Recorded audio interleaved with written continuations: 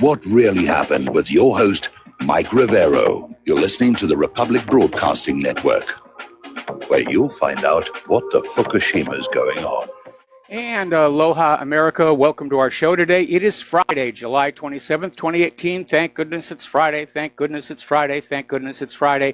And, of course, the lunar eclipse is underway, and because it can't be seen from North America or even here in Hawaii, I didn't make a big deal about it. But there is a live video feed for those of you who want to go and be able to say, I saw this longest, greatest eclipse record setter, and so forth and so on.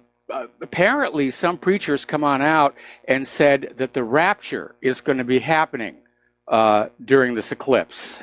And I'm not hearing anything yet, but we'll see what happens with that. So we've got a lot of stuff to talk about today. The Lady Claire will be joining us in hour number 3. The phone lines are open, 800-313-9443. Mike is in our control room, ready to answer the phone, put you on the air with your comments, questions, criticisms, and so forth here. So let's start out with the war zones here, because there's a lot of stuff going on. Over in Syria, the Syrian army has eliminated over 600 ISIS members in southern Syria, and ISIS is now on the verge of a full collapse. And over the past few days, the Syrian Arab Army, led by the 4th Armored Division and the Tiger Forces, have liberated over 30 villages and settlements from the terrorist group in the area west of Daraa. So it's all over but the shouting, really. And unless the U.S. just wants to go on out and do a decapitation strike against Assad, they lost this one. And I'm sure there'll be some kind of spin about, oh, you know, we were just there to fight ISIS and Al-Qaeda, and they're gone now, but we have to stay to make sure they don't come back. But the real agenda was always to replace Assad and put in a pro-U.S. junta in his place. 7 years, all those lives, all that money, and they lost this one. There's no other way to put it. So, anyway, let's take a phone call. Jim in Chicago, aloha. Welcome to the show. What's on your mind? Hello, Michael. First of all, don't listen to these preachers. They're not telling the truth. and I consider myself a Christian, but a lot of these guys are not telling the truth. They need to read the Bible correctly. So, but, you know, today Donald Trump was very happy regarding the increase of our economy by 4.1%. But what he failed to tell people, we also increased the credit deficit consumer credit deficit by $129 billion. Yes. In the current consumer deficit right now, it stands at $15 trillion. So are we improving or not? Well, you know, I don't think we should assume that Donald Trump is being any more honest with the economic figures for the country than his predecessors. That's just going to be a reality. Obama and Bush were saying the economy is recovering and all these wonderful things are happening. Trump comes on in and says, oh, my goodness, the economy is really in bad shape. And the Democrats are going to say, well, Trump wrecked the economy. And so he's kind of constrained to basically just go along and maintain the previous deceptions. Great if it's true. I'm not ready to bet the farm on it. I would agree, yeah. And finally, Michael, I was reading where Congressman Jim Jordan of Ohio wants to be the next Speaker of the House. Yep. Don't take this the wrong way. The last Speaker of the House that was a wrestler and a wrestling coach was Dennis Hastert. I don't think the country wants that. I had forgotten. I'm not saying he's guilty. I'm not saying that he's guilty, but the fact is, I don't think the country wants to go through that again. I sense a small rush to judgment here. We don't know that he's actually done anything like that, and merely because he has that in his resume, anything is possible, but I don't think we should be jumping to any conclusions on that yet. Okay, then. Well, Michael, I'm going to let you go. You have a nice weekend. All right. Thanks an awful lot. Same to you. And we're going to switch over to George in Texas. Okay, then. Well, Michael, I'm going to let you go. You have a nice weekend. Okay. All right. Thanks an awful lot. Same to you. And we're going to... Okay. I was hearing an echo there. George in Texas, are you there? Yeah, yes, I am, Mike. Okay. How's your day? Well, we're having some technical glitches we're having to deal with here, but other than that, we're doing fine. What's on your mind today? Well, speaking of the rapture, even looking at notes before the Bolshevik Revolution, the communists infiltrated the church and said, you're going to be teleported out of here before all this stuff happens. Well, guess what? A lot of Christians were murdered in the Red Terror. When it came to Korea and Red China, they all said, you're all going to be teleported out of here, and you're not going to have to go through this. And guess what? They had to go through it, and they've been murdered. And the thing is, it's like this rapture theory is there for one thing, to get the Christians to stand down and not confront evil. Well, the rapture really came out of the Scofield Bible, which is also the foundation for the Christian Zionist movement. And a lot of people don't agree with it, but it's been hyped and promoted.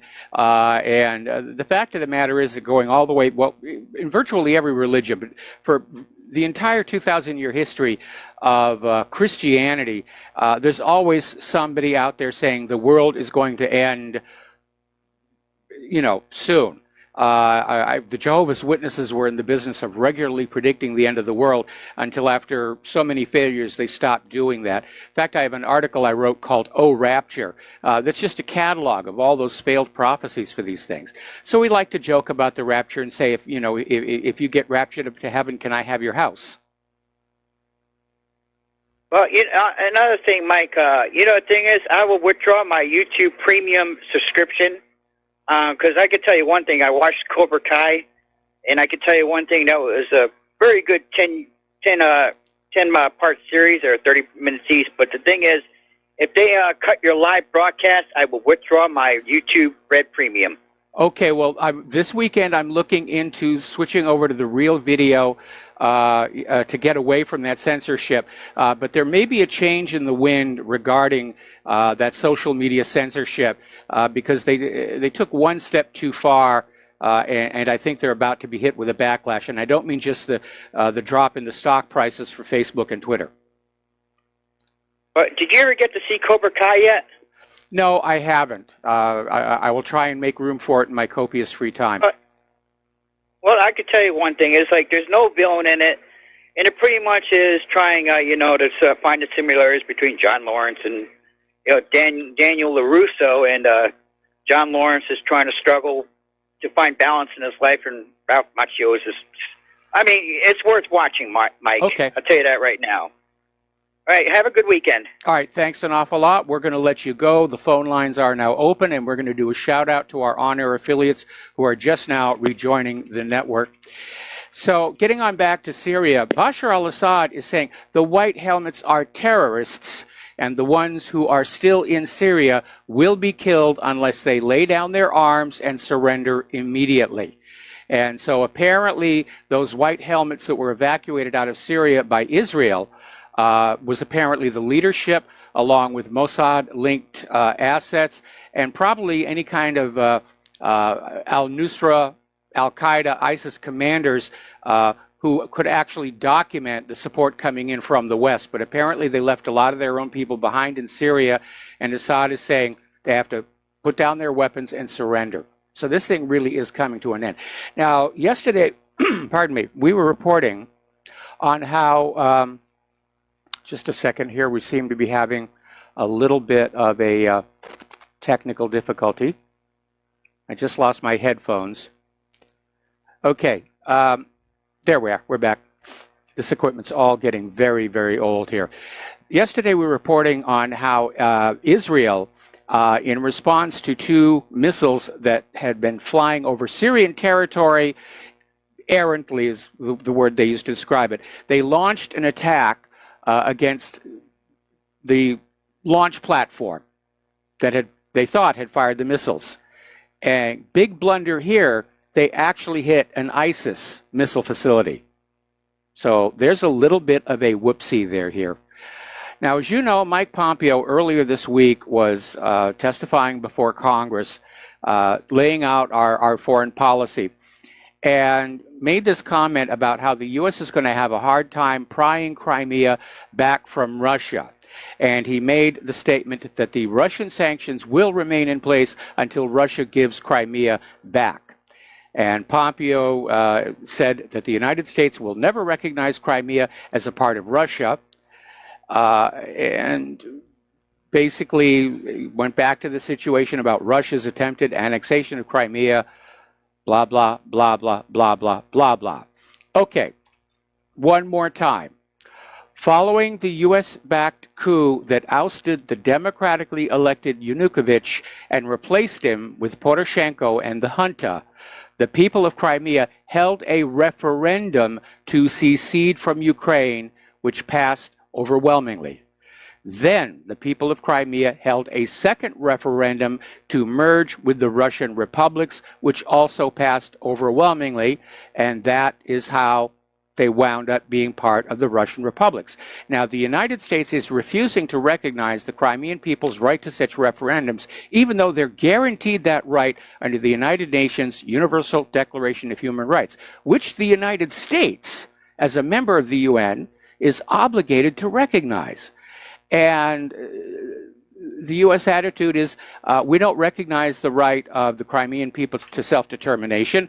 Therefore, by default, Russia stole Crimea. It's flat-out lies. It's propaganda. There's not a breath of truth in it whatsoever. And the logic behind it is like being at a wedding and seeing that one of the bridesmaids there refuses to recognize the bride's right to marry that groom. Therefore, by default, the groom has kidnapped and raped the bride. That's the quality of thinking we're getting out of our foreign policy establishment right now. And it is alarming for Pompeo to be out there still promulgating this propaganda, which we all know is nonsense, and throwing sanctions around left and right. That's the U.S. latest weapon. Weaponized sanctions. They're sanctioning Russia, they're sanctioning Iran, they're threatening sanctions on any other countries that don't go along with the U.S. sanctions on Russia and Iran. And I can imagine those other countries are getting pretty darn sick and tired of all of it, which is why more and more of them are just moving to do business without dealing with the United States. Just, U.S. doesn't have anything we want. We don't need them as a market because the consumers are all broke. Let's just go elsewhere here. Now, Trump has apparently delayed the second meeting with Putin that was due to take place in Washington, D.C. until sometime next year. And I imagine that is probably coming under pressure from the war hawks, who are still terrified that Trump is going to calm down relations with Russia and just spoil that whole military-industrial complex money machine. And all those defense contractors, they're out there crying and screaming and rolling around on the floor and pounding their fists and feet and saying, no, no, no, no, no, no, we've got to have the threat of war and a really bad enemy so that we can just go on sucking money out of the taxpayers' pockets and spend it on all these weapons, which may or may not work, but they look really good. Now, Putin has responded by issuing an invitation to Donald Trump for a meeting in Moscow. And said, we're ready to invite Trump to Moscow. And by the way, he has such an invitation. I told him about it.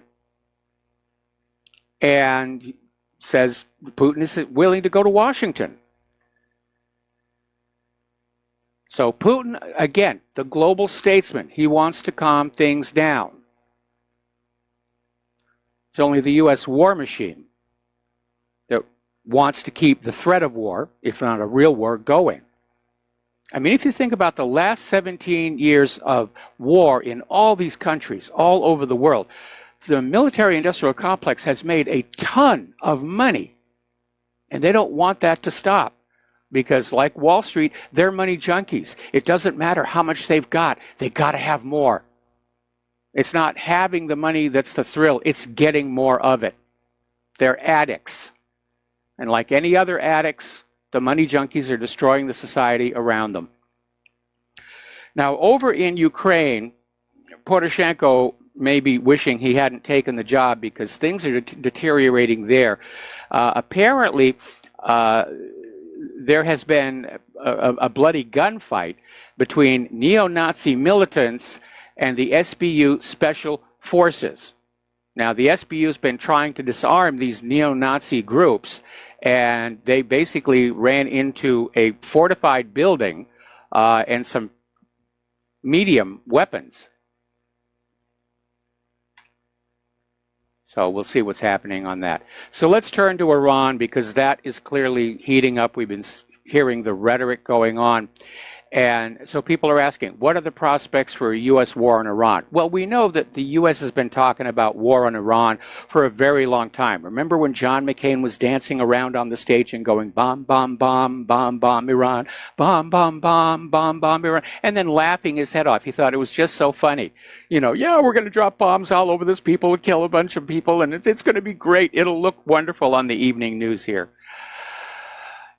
And unfortunately, I wish the Iranian leadership would tone down their responses. And I recognize that Trump has been very belligerent in his tweets to Iran, but Iran should not have bitten the bait, as it were, because all it did was fuel the escalation. Now, of course, the White House has actually convened a policy meeting on Iran to decide what exactly they're going to do, which there are already the sanctions. What's the next step they can take after that? There's really only one. And reports out of the Wall Street Journal suggest a limited military option may have been discussed. And I love these comments that came on out here about how Iran's tweets saying we will defend ourselves are viewed as threats by the U.S. government. And the U.S. government also issued a statement saying that the government isn't interested in regime change in Iran. And if you believe that one, I have some of Saddam Hussein's nuclear weapons to sell you. Because the U.S. government has been regime changing Iran all along. They did it successfully in 1953. They tried again in 2009. That one failed. Of course they want regime change. They want Iran's oil on the world market only for the U.S. dollar. The private central bankers want Iran enslaved to a private central bank. It's one of the few countries left on earth that isn't a slave to a private central bank. And of course, Israel wants Iran smashed up so that Israel can exert its hegemonic domination over the Middle East here. Now, a very alarming story. This came out of this came out of the Australian Broadcasting Corporation. Sources within the Trumbull government are telling the Australian Broadcasting Corporation their information is that the U.S. is preparing to bomb Iran's nuclear capability as early as next month. Now, everything that Iran has that is a nuclear capability, they are allowed to have under the Nuclear Non-Proliferation Treaty. So once again, the U.S. will be violating that treaty that both Iran and the U.S. signed and ratified in order to go on in with the bombers. But worse than that, think about all the suffering that came out of, well, for example, Fukushima or Chernobyl, and all the people around those disasters who came down with cancers and leukemias and the rest of it. That's what the U.S. is going to do to the people of Iran, because if they blow up those nuclear facilities, any radioactive materials that are in there are going to be spread to the winds. Apparently, the reason Australia knows about this is Australian intelligence is helping to pick the targets. So is British intelligence. So if you've already got Australian intelligence and British intelligence involved in the planning, it looks like it's a done deal. They're going to go on in and blow up Iran's nuclear capability. But you know something? That won't stop the war, because Iran still has the long-range missiles, and they might respond to an attack on their nuclear facilities by launching some of those long-range missiles at Israel, the way Saddam did when Iraq was attacked. We got to take a break for commercials, and we'll be right back. Aloha, America. Welcome back to the show. And yes, once again, we are holding out the collection plate or the hat or whatever. Republic Broadcasting Network needs your help. We're literally in a war where the forces that want to keep you ignorant are trying to shut us all down. And I find it very ironic that the very same corporate media that is screaming Trump is abridging their First Amendment right to freedom of speech turns around and then celebrates the shadow banning or outright banning of independent media on corporate media's platforms. But that's where we are right now. This is a war between ignorance and knowledge, truth and lies. We need your help. So the postal address where you can send a check, money order, or if you prefer anonymity, cash, is Republic Broadcasting Network, 2251 Double Creek Road, number 302, Round Rock, Texas, 78664. The phone number where you can call in a debit or credit card donation or pledge to be a recurring subscriber is 800-724-2719, extension 1 during business hours, extension 3 at all other times. Now, getting on back to Iran, Tucker Carlson came on out with an observation that an Iran war would probably destroy Trump's presidency, and yes, it probably would, because we, the American people, are war-weary. We've been at wars all over the globe for 17 years now. And it's cost us a huge amount of money. It's cost a huge amount of lives. A lot of Americans are just tired of seeing our young ones come back from these war zones in boxes or in wheelchairs. And they're not enthusiastic for another war. And one of the reasons that Trump managed to beat Hillary Clinton into that Oval Office is he promised he was going to end all these wars. And yes, all presidents do that. Obama did the same thing in 2008. But right now, the American public are very angry. And I think in this current case, they would hold Trump to account if he breaks that promise come 2020. Now, Iran is now forming a partnership with Pakistan to jointly produce defense equipment. And obviously, both Pakistan and Iran feel they need to enhance their defense relations and basically pool their military resources, like military education, pilot training, military drills, and of course, cooperation between the defense industries. So everybody's gearing up. Everybody knows what's going on here.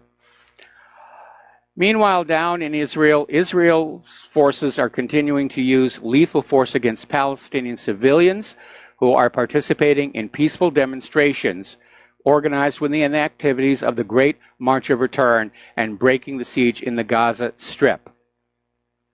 They just had their 17th week in a row of peaceful demonstrations, and once again, they were fired on. And the Israeli forces killed at least one, possibly two, of the protesters and wounded 5 others, including 2 children. Now, Israeli police raided the Al-Aqsa Mosque following some clashes where Palestinians were throwing rocks at the Israeli police who were basically encircling the Al-Aqsa Mosque. Now, this site is an emblem of Palestinian statehood hopes and a frequent catalyst to their conflict with Israel. And basically, the police justified this raid, which doesn't happen very often, as pursuit of youths who had thrown rocks and fireworks at them. And the troopers went into Al-Aqsa, trying to find these youths, and basically halted the prayers. And the older male worshipers were allowed to eventually leave after being searched. Now, to nobody's surprise, Israel's army has been investigating what happened down there on the border with Gaza. And it's clearing itself. They're saying they're innocent of any wrongdoing. And I am not kidding you. This did not come out of the Onion. Israel is claiming that all the Palestinians who were wounded or killed simply walked into the paths of already fired live ammunition. That's what they said. That the IDF just fired blindly into a crowd. not intending to necessarily hit anybody, and these Palestinians just threw themselves in front of the incoming bullets just to make Israel look bad.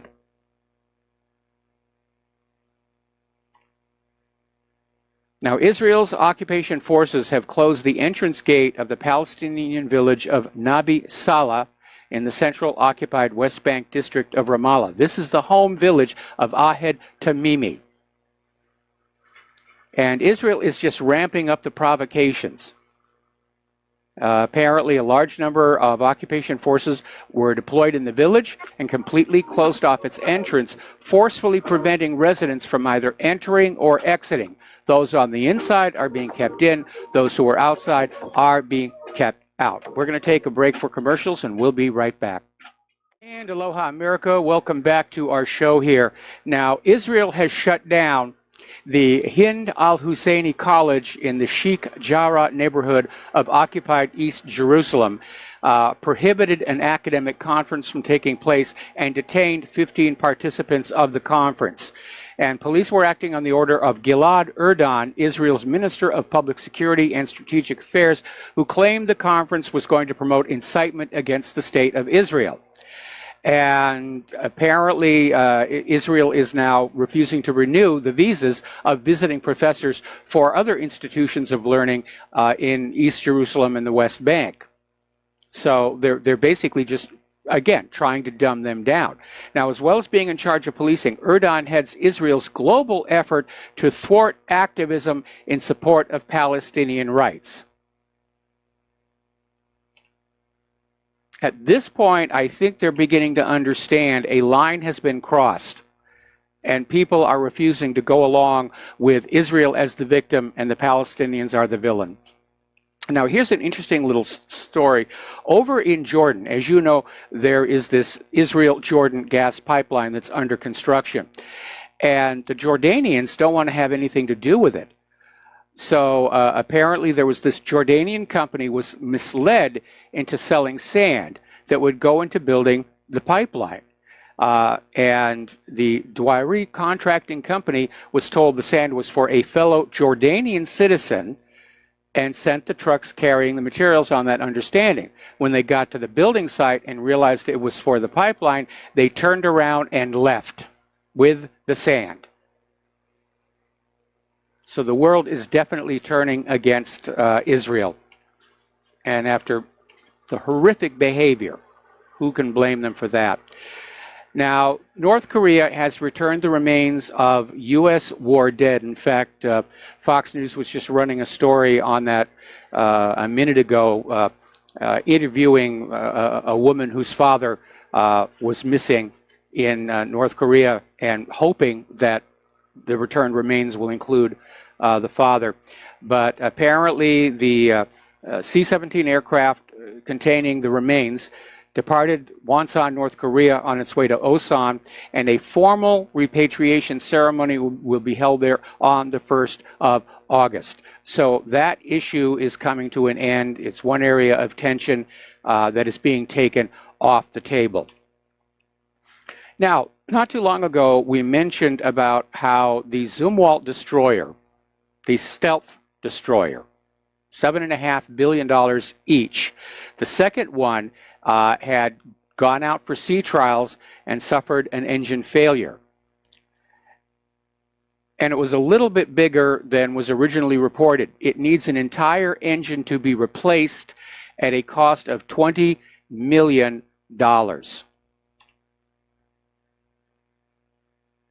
So the U.S. modern weapons are fragile despite all the money being put into them. They're delicate and they're fragile. And you know something? These are supposed to be weapons of war. And I understand the doctrine here is that if the ship can't be seen, it doesn't have to be rugged, it doesn't have to fend off artillery shells or missile attacks or anything. But that's really wishful thinking, because the other side is already probably hard at work developing a technology to detect the ship from a distance, despite its stealth. And I think this attitude of being overly dependent on active defensive systems was illustrated by something that happened a few years ago, where an Arleigh Burke cruiser was experimenting with a drone. And the person controlling the drone lost control of it, and it plunged through the side of the housing where the spy phased array radars are run from. And it punched right on through the thin aluminum and destroyed $30 million worth of computer equipment. So they're big money makers, but I got to tell you, their survivability in a real war is a gray zone. Remember what happened to the USS Donald Cook in the Black Sea? One single Russian electronic warfare aircraft shut that ship down 12 times in a row. The crew was reportedly totally demoralized by what happened, because they'd been strutting around with what's called aegis arrogance. You know, we're the best that's out there. And the Russians said, no, you aren't. And then the Russians, who've got a great sense of humor, minted a commemorative coin of the encounter. Now, remember a while back, Donald Trump was talking about starting a space force. And we're going to take war into outer space, which I think is a bad idea. He may have talked about it, but in the 2019 National Defense Authorization Act bill agreed to by the House Senate Conference Committee, it's not funded. It doesn't even mention the term Space Force. So Trump is not going to get that. Not yet here. So let's talk about domestic politics here. And right now, Robert Mueller is pinning all of his hopes on the fact that Trump's former lawyer, Michael Cohen, has apparently been flipped and is now willing to testify that Trump knew of and approved the 2016 meeting with Russians who were offering him dirt on Hillary Clinton. Now, Trump's lawyer, Rudy Giuliani, says Cohen was not credible. I tend to agree. Cohen has been caught lying before. And you have to look at this from Cohen's own self-interest. Mueller must have something on him. And Cohen must have been pressured into making these statements, because by doing so, he has wrecked his own career. And I'm sure he liked his career, made lots of money, knew a lot of important people, wanted it to keep on going. But because of what he has done, both with this and the tape recordings, nobody will trust him anymore after the way he's betrayed his former client. When people do business with a lawyer, the lawyer is expected to keep all secrets after that. Cohen just destroyed that for himself. And together with the fact that he was taping meetings with clients, he'll be lucky to get work defending drunk drivers. So he had to have been coerced. It doesn't make sense he would do this from his own point of view of wanting to preserve his career and keep on doing what he's been doing. So some kind of coercive force had to be applied to him to flip him. Which means Giuliani is right. Everything Cohen is saying is a lie.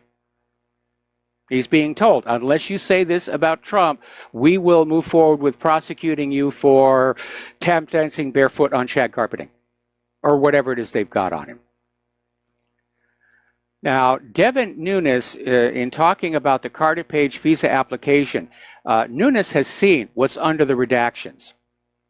And while he's not giving that information out, he's waiting for an official declassification. He is out there saying that what's in there is really bad for the FBI. It basically shows that the FBI just went forward on this situation on flimsy, virtually non-existent evidence. And the FBI is trying to keep its image polished, which it's a little too late at this point. The FBI's image right now is shot in the minds of the American people. Polls are showing that. Same thing with the Department of Justice. Somewhere down the road, they'll probably rebrand, change their name, change their official colors, and say, we're the new investigative whiz-bang. You can trust us now. That will be the day. Now, over at Fusion GPS, they've had a little bit of a setback because the federal judge in the lawsuit against BuzzFeed has ordered them to answer a wide-ranging series of questions on the infamous Steele dossier. This is coming from the Daily Caller's Chuck Ross. U.S. District Court Judge Ursula Ungaro issued the decision Tuesday in a defamation lawsuit a Russian tech executive filed against BuzzFeed News, which published the dossier on January 10th, 2017. And BuzzFeed did err in publishing this without vetting it.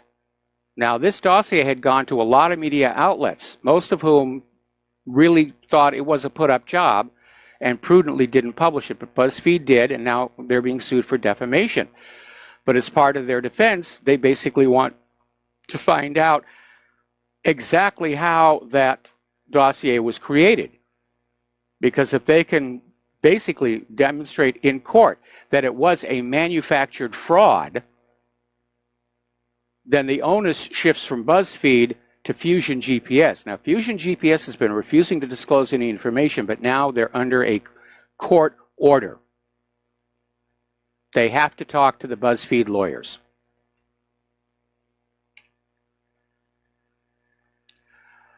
As one of our callers mentioned before, Jim Jordan has officially announced his bid to be House Speaker, and he's going to throw his hat into the ring and run for House Speaker after Paul Ryan announced he would not seek re-election. But he's making the election, the announcement today. And essentially what's going on here, first of all, Jim Jordan is assuming the GOP will maintain control of the House, which at this point is actually a pretty good bet. That's where the poll numbers are going. We're going to be talking a little bit about that further on in. Article coming out of Information Clearinghouse, the treasonous Democratic Party. And they're lauding Tucker Carlson for a recent broadcast in which Carlson showed that Democrats have gone far beyond just lying through their teeth and political partisanship into outright deranged hatred of President Trump and the American people who elected him. Remember when Hillary was calling us all deplorables? They really do hate us. They're absolutely incensed. Now, a new poll has found the majority of Democrats actually believe Russia tampered with vote tallies to get Trump elected, even though there is actually no evidence that that happened. It's got no basis in fact. And this is why I say that belief is a bad thing. Because the Democrats are believing the Russians tampered with the election. They're acting on that belief even though it did not actually happen. And that's why I say you should never just go on a belief. If you don't know, you don't know, and just stop there. If you don't know, find out if you can. But don't just say, I believe XYZ, because a lot of bad stuff happens with people who believe in things that are not true and are not real. Now, finally, somebody is taking a look at this election system of ours, and Devin Nunes has come on out suggesting that it's time to ban the electronic voting machines in order to start to restore election integrity. And that's a very, very good first step, because we know those electronic voting machines can and are being hacked. In fact, they're very easy to hack. If you go over to Bev Harris, blackboxvoting.org, she was one of the first people to come on out and point out that the Diebold voting machines, which were made by the very same company that makes automated teller machines that never lose a penny from one end of the country to the other, and they have paper trails allowing for complete audits, and they're very well respected. But this same company produced a voting machine with at least 12 documented ways of getting in and changing the election outcome without leaving a trace. It had to be intentional. Remember the other day we were reporting that ES&S voting machines came on out and finally admitted that yes, their machines can be accessed remotely. We have to get rid of those electronic voting machines. All right, let's take a phone call here from Steve Elkins. Aloha, Steve. Welcome to the show. What's on your mind? You know, I was just wondering when I first listened to that CNN breaking news tape on the Cohen secretly recorded recordings between him and Donald Trump. First thing came to mind was just like what you spoke. That was the attorney-client privilege was broken big time. The next question I had for myself was, why would he secretly record something like that? And the third was, first of all, how did they get it over to CNN? How did they get their hands on it? If it's part of the whole investigation, Mueller should have hung on to it. But it seems that somebody got to Michael Cohen, pretty dang early here in order to secretly record something without Donald Trump's knowledge. I just thought about that. And, you know, and killing a personal story here, this is not a criminal thing. This is a crime against his wife, maybe, for adultery. But killing a personal story that may make you look bad, paint you bad, is not against the law. And so I have yet to hear too many people talk about it. I think you've spoken about it, but I'd be looking at maybe there's a bribery extortion deal going on here about a woman said, I'll ruin your career, I'll ruin your chances unless you pay me, but nobody's ever gone in that direction, and I think they should. Okay, well, let's back up here a little bit because, first of all, apparently Michael Cohen has been taping his meetings with all of his clients all along. And that is, definitely going to be a reason people don't want to do business with him anymore. And the official story is that the tape involving the payment it actually wasn't to the Playmate, it was to the National Enquirer for the rights to the story, was apparently part of the material seized by the FBI when they raided Cohen's office. And that's where that came on out. But you're right. Somebody inside the Mueller investigation leaked that tape out to the media to harm Donald Trump. Yeah. Well, yeah, it just points out the fact that they really don't have much to work with. And this is why they're going down this pathway here to find anything they can. They're way off point on the Russian collusion investigation. And now just bring him down any way you can is their philosophy, I guess. Well, Cohen may have hoisted with his own petard on this one because he's trying to claim that Trump knew about all this meeting where the Russians were going to give him dirt on Hillary Clinton, like there wasn't already enough floating around the United States. But I'm sure people are going to be asking, if Cohen was taping everything, where's the tape that documents that Trump knew about this? Because right now it's just a case of he said, he said. And as Giuliani says, there's no evidence to back it up. And Cohen is a lawyer. His political career, his career is over. Yeah, as an attorney, I would think so. Yeah, it's toast now. And anyway, we're going to take a break for commercials, and we'll be right back. That's it. Thanks, Mike. Appreciate it. Aloha, America. Welcome back to the show. We're going to go to the phones here to Loomer in Northern California. Aloha. Welcome to the show. What's on your mind? Hey, good afternoon, Michael. I'd like to know how many people remember that during the Iraq War, at the very beginning, the very start of it, that there's the pipeline that is in Iraq. It runs through Iraq to some pretty remote locations, in through Syria, and then it ends up going into that corner of Israel right there to the coast. And they dropped all kinds of special operations guys, but good friends of mine also, to secure the strategic locations on that pipeline so that the Iraqis couldn't destroy it. So there you go again. There's the pipeline that it's all in support of Israel. Yeah, it is, because Israel was basically helping itself to all kinds of free oil and gas coming out of that pipeline. But I think that pipeline has stopped operating now, and that's why Israel is out there sucking out what's underneath the Golan Heights. But yes, those pipelines are considered strategic assets at the national level because that oil has to flow. It is the lifeblood of industry, and certainly it's what powers the war machine. You can't run an Abrams tank on solar cells. And so they have to have that. And the U.S. desire to control oil is also a desire to control conventional warfighting across the globe. Because if they can't get the gas for their war machines, then they can't fight back when they're invaded.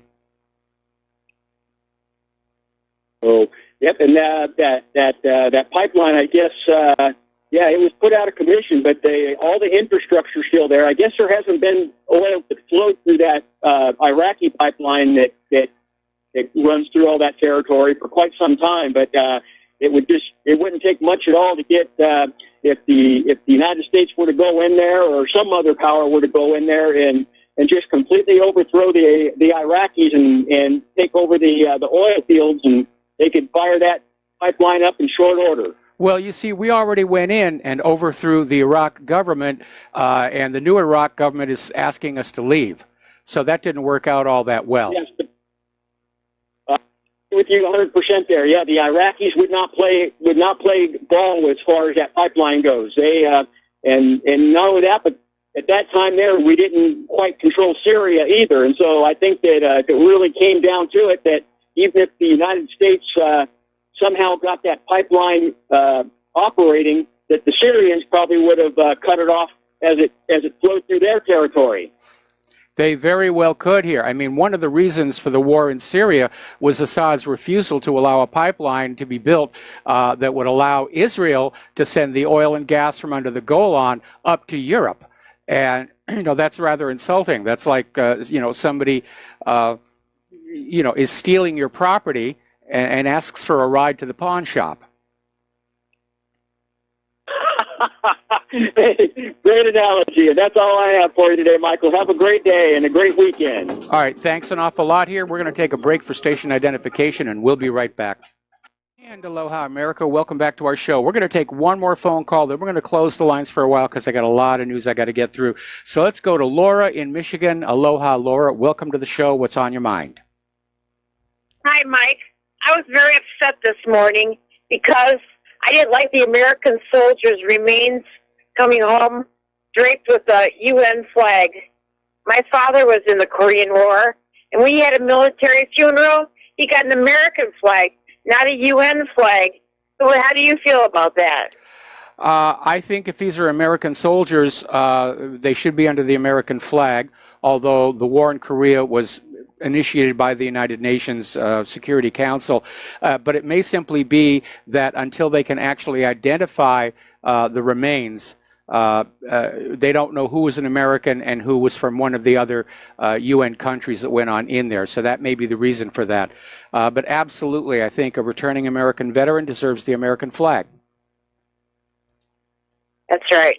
That's right. I just wanted to spout off because I was very upset about that this morning. Yeah, I can understand why you would be. Yeah, so, okay. Well, thank you. All right, thanks an awful lot. We're going to let you go, and we're closing the lines for a while. We may reopen them again in hour number 3 when the Lady Claire is here. So, NBC and Wall Street Journal did a poll, and it's bad news for the Democrats. Apparently, with party leaders like Maxine Waters pushing violence and Alexandria Ocasio-Cortez pushing socialism and totally wide open borders, Americans are turning away from the radical far left party. And according to this poll, only 33% of those surveyed think the Democratic Party is in the mainstream of American thought. Just 33%. Now that is something like a 12% drop just in 2 years. So we're watching the Democratic Party basically self-destruct. And one of the problems the Democrats have right now is they don't have any better leaders than Maxine Waters or Nancy Pelosi. The last head of the party, Obama, took his magic with him, and he's, partying it up with Jay-Z and Beyonce in Paris. And 2020 is still a long ways away, so nobody has really emerged around whom the party faithful can rally. And what leaders the party have are all ancient fossils. Nancy Pelosi is 78, Bernie Sanders is 76, Hillary Clinton is 70, the wannabe nominee for 2020, Elizabeth Warren, is 69, and the party's angriest member, Senator Chuck Schumer, is 67. There's no young blood that's come on in, which is why I keep saying if the Democratic Party had any real sense of where they're going, they'd be looking at Tulsi Gabbard. Now, I don't agree with her position on gun control, but I'm very impressed with her in all the other areas. Now, there was a video. Somebody actually got us on video.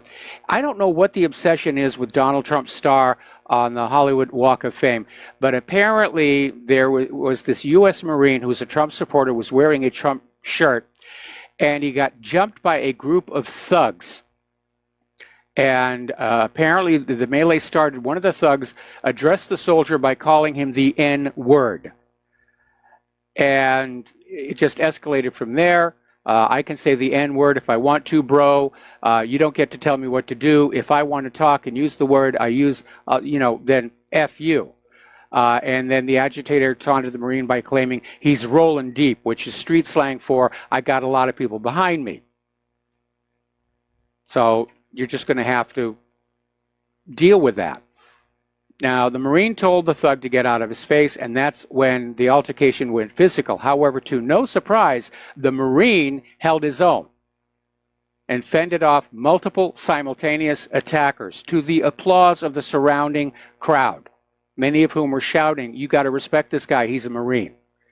But it's another example that the far left is just willing to go to violence to get their ends. It's a very dangerous situation. Apparently, there was a second camera, video camera there, high end, that was filming the altercation. One of the thugs attacked the cameraman with a karate kick, and they stole the camera, $3,000 camera. So, it's violence. It's brown shirt tactics.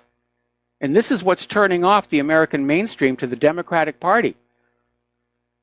That kind of violence, pushing a political agenda, is simply un-American, especially when the agenda is men using the women's ladies' room, wide open borders, free stuff for illegal immigrants, and so forth. All right, let's take a phone call. Oh, I thought we'd shut the lines. Robert in California, aloha. Welcome to the show. What's on your mind? Well, thank you, Mike. What's on my mind is that I believe all of the positive news about the economy is overcooked and it's underdone. Yes, I agree. think that the reason that the announcement that there is no wage growth is because there are not more people qualified to take the more jobs that are supposed to exist. There are less jobs than the qualified workers available. That's why there's no wage growth, because the workers are still competing against one another for jobs instead of against the employer. Okay. Because there's just not more. There's not more jobs, and you've got you're only using right now 64% of the available workforce. 37% are able-bodied unemployed people. That's true. And then, of course, you have the flood of refugees and illegal immigrants who are being brought into the country, who are working, in many cases, illegally, paid under the table, in jobs that should be going to legal American citizens. It's an absolute disaster in the making. And yes, that all goes back to, again, this democratic obsession with open borders and the end of nation states and the end of citizenship. But with 37% of the available workforce out of work or not working, you're losing that productivity to count towards your GDP growth, and it's productivity that'll never be recovered once it's lost. You're absolutely right about that. I think there'll be an adjustment in a month or so of the 4.1%, and then everybody will get another look at the real GDP. Yeah, we see this all the time. They'll come out with some really good numbers, and the news media will proclaim it. And then down the road, they'll say, well, we've had to revise those numbers from, 2 quarters ago, when it's most people are beyond caring at that point. But, when you've got about 1/3 of the workforce not working, they're not paying taxes. They don't have money to pour into the consumer economy. There's a serious disconnect between the labor participation rate and the claims that the economy is doing great. And as I said earlier in the show, we should assume that Donald Trump's administration is cooking the books the way previous administrations did, because if Trump were to come on in and say the honest reality is the economy's in serious trouble, the Democrats would say, oh, see, Trump has ruined the economy. We had it in really good shape here, and Trump has ruined it all. Quite right. Thank you, Mike. Have a great weekend. All right, thank you very much. We're going to let you go, and we're going to leave the lines closed. We are going to do a shout-out to our on-air affiliates who are rejoining our network. So let's talk about the economic news a little bit here. The so-called tech rally is starting to get thin, and this was starting to happen even before the major Facebook stock drop. And a big part of it has to do with the fact that, again, the prices for high-tech little gizmos are going up, and consumers just do not have the money to be constantly buying a newer and more up-to-date hip device. Plus the fact that a lot of this stuff has plateaued. When the first iPhone came along, it was a revolution compared to its predecessors. But the iPhone 10 is only marginally better than the iPhone 8. At a huge cost increase. And that facial scanner, I guess they're still having problems getting that thing to work. Now, General Motors, Fiat Chrysler, and Ford are all showing serious trouble. Back at the end of May, General Motors shares were at $38 when it announced that SoftBank, the Japanese company, would invest $2.25 billion in GM's self-driving car unit, Cruise. And by June, GM shares had gone up to $45, but this morning they're back down to $37.16. That's a 17% plunge from June 11th. Now, Fiat Chrysler didn't help. Wednesday morning it announced earnings and slashed full-year earnings guidance by about 7%. Their shares dropped by 13%. Ford's turn to confess came on Wednesday evening. Its second quarter earnings plunged nearly 50% to $1.1 billion. Total revenues fell 2.4% to $38 billion. Now, it sounds like a lot of money, but for a corporation that size, that is very, very serious reductions. It slashed its projections for the full year by about 11%, and they've announced yet another restructuring program that could drag out for 3 to 5 years and cost $11 billion. And anytime they use the word restructuring, that means that a lot of people are going to lose their jobs. Now, Deutsche Bank is continuing to fail. They're in serious trouble. They're getting ready to lay off 10,000 employees. And they've been downgraded by Standard & Poor's from A- to BBB+. And it could be the signal of a major banking crisis on the horizon, because the truth is all of the banks are insolvent right now. And Deutsche Bank is actually doing better than a lot of them when it comes to the cash to deposit ratio. But Deutsche Bank, due to its size and quickly falling share price, could be the first domino to fall as the banking system starts to come apart at the seams. Now, earlier in the week, we were talking about how Facebook stock fell dramatically from all the scandals, the concerns over privacy issues with Cambridge Analytica, coupled with the revelation that, yes, indeed, Facebook is actively practicing censorship. And following the story by Vice News that documented that Twitter was doing exactly the same thing, Twitter shares dropped by almost 19%. The company had to report lower than anticipated user numbers because people are turning away from these companies because they don't like censorship, they don't like being spied on. So by pushing the liberal agenda, these companies have really, really paid a price. Now, Iran is getting ready to launch their own national cryptocurrency in order to evade U.S. sanctions. Nobody thought for a minute they were just going to sit there and let the U.S. sanction them.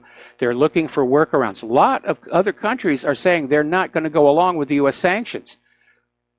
They're sick and tired of sanctions. The U.S. has been flinging sanctions at other countries for years now that usually cause a lot more harm to other countries than to the targeted country. Look at when they first started sanctions against Russia, and it harmed a lot of people in Europe here. So Iran is saying their cryptocurrency would facilitate the transfer of money to and from anywhere in the world, and it will help during a time of sanctions.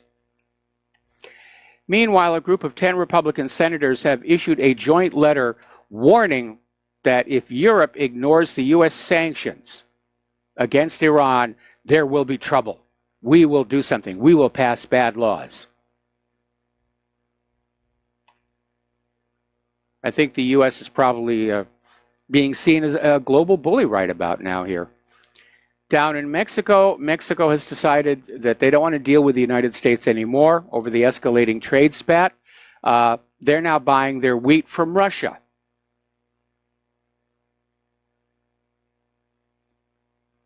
Over in China, their gold reserves appear to be slowly rising.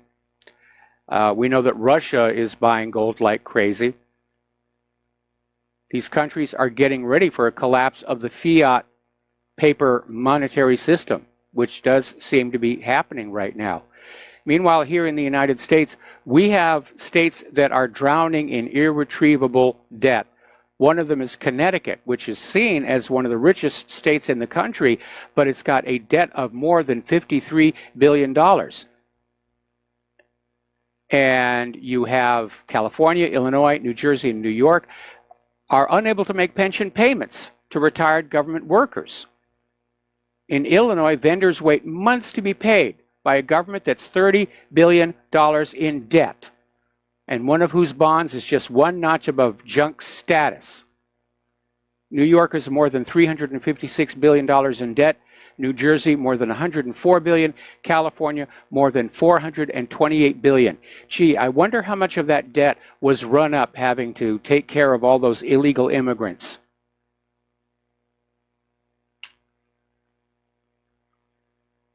Now, here is a very interesting story. This is from Conservative Daily News. Apparently, 8 blue states skimmed nearly $150 million from Medicaid payments to caregivers in 2017 to cover the workers' agency fees and dues to labor unions. California, Connecticut, Illinois, Massachusetts, Minnesota, Oregon, Vermont, and Washington deducted the money from healthcare workers' paychecks for overseeing the elderly and disabled. In many cases, the workers were forced to pay dues to unions without the workers' approval. Now, back in 2014, there was a Supreme Court ruling in Harris versus Quinn that said the state practice of skimming wages from Medicaid workers without approval was unconstitutional. But the states and unions have worked together to pass new laws and processes to keep the thing going. Because, as you know, the unions are very pro-democratic. Now, we've touched on this topic before, but it's worth mentioning again. Those safe deposit boxes at the bank may not be all that safe. And apparently, there's this woman, Susan Nomi, said she went to open her Bank of America safe deposit box, which she's had for 16 years. The entire box was gone. That's where she kept her family's jewelry and her dad's coin collection. And Bank of America can't explain where her valuables went. They don't have an answer. They just said, well, thanks for letting us know. And Nomi was a Bank of America employee of 40 years, and she's not the only one. Others have complained that Bank of America drilled their safe deposit boxes without permission or notice. Apparently, one family reported getting their safe deposit contents mailed to them, but claimed $17,000 in jewelry was missing. Others are out there saying, I just got robbed by the bank. Now, federal rules say banks can drill a box without permission only when there's a court order, a search warrant, delinquent rental fees, requests from estate administrators, or if the bank is closing a branch. However, none of these reasons apply to any of these cases. Now, federal law requires that banks give customers adequate notice before anything is done to their safe deposit box. So what is going on over at Bank of America?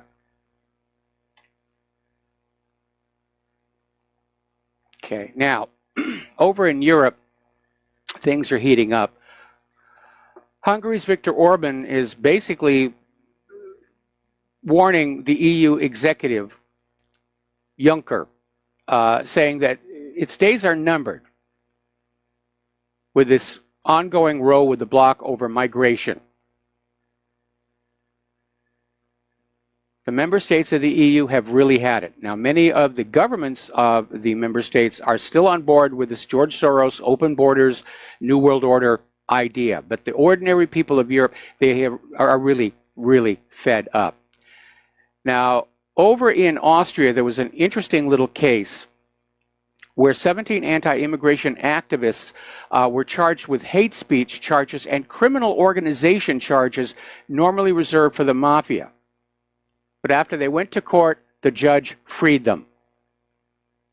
Because in Austria, you do have a right to say, I think the open borders are a bad idea. We'll be right back after these commercials. And aloha, America. Welcome back to the show. Again, going back to Austria, the new chief of staff of the Austrian army, Major General Robert Brieger, has warned that the greatest threat to Austria is uncontrolled mass migration.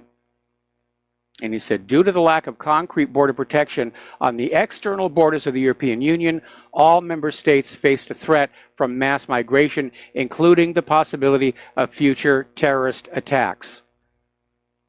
And he said, it's reached such a point that there's a need to act at a national level. In other words, they're bringing back national borders.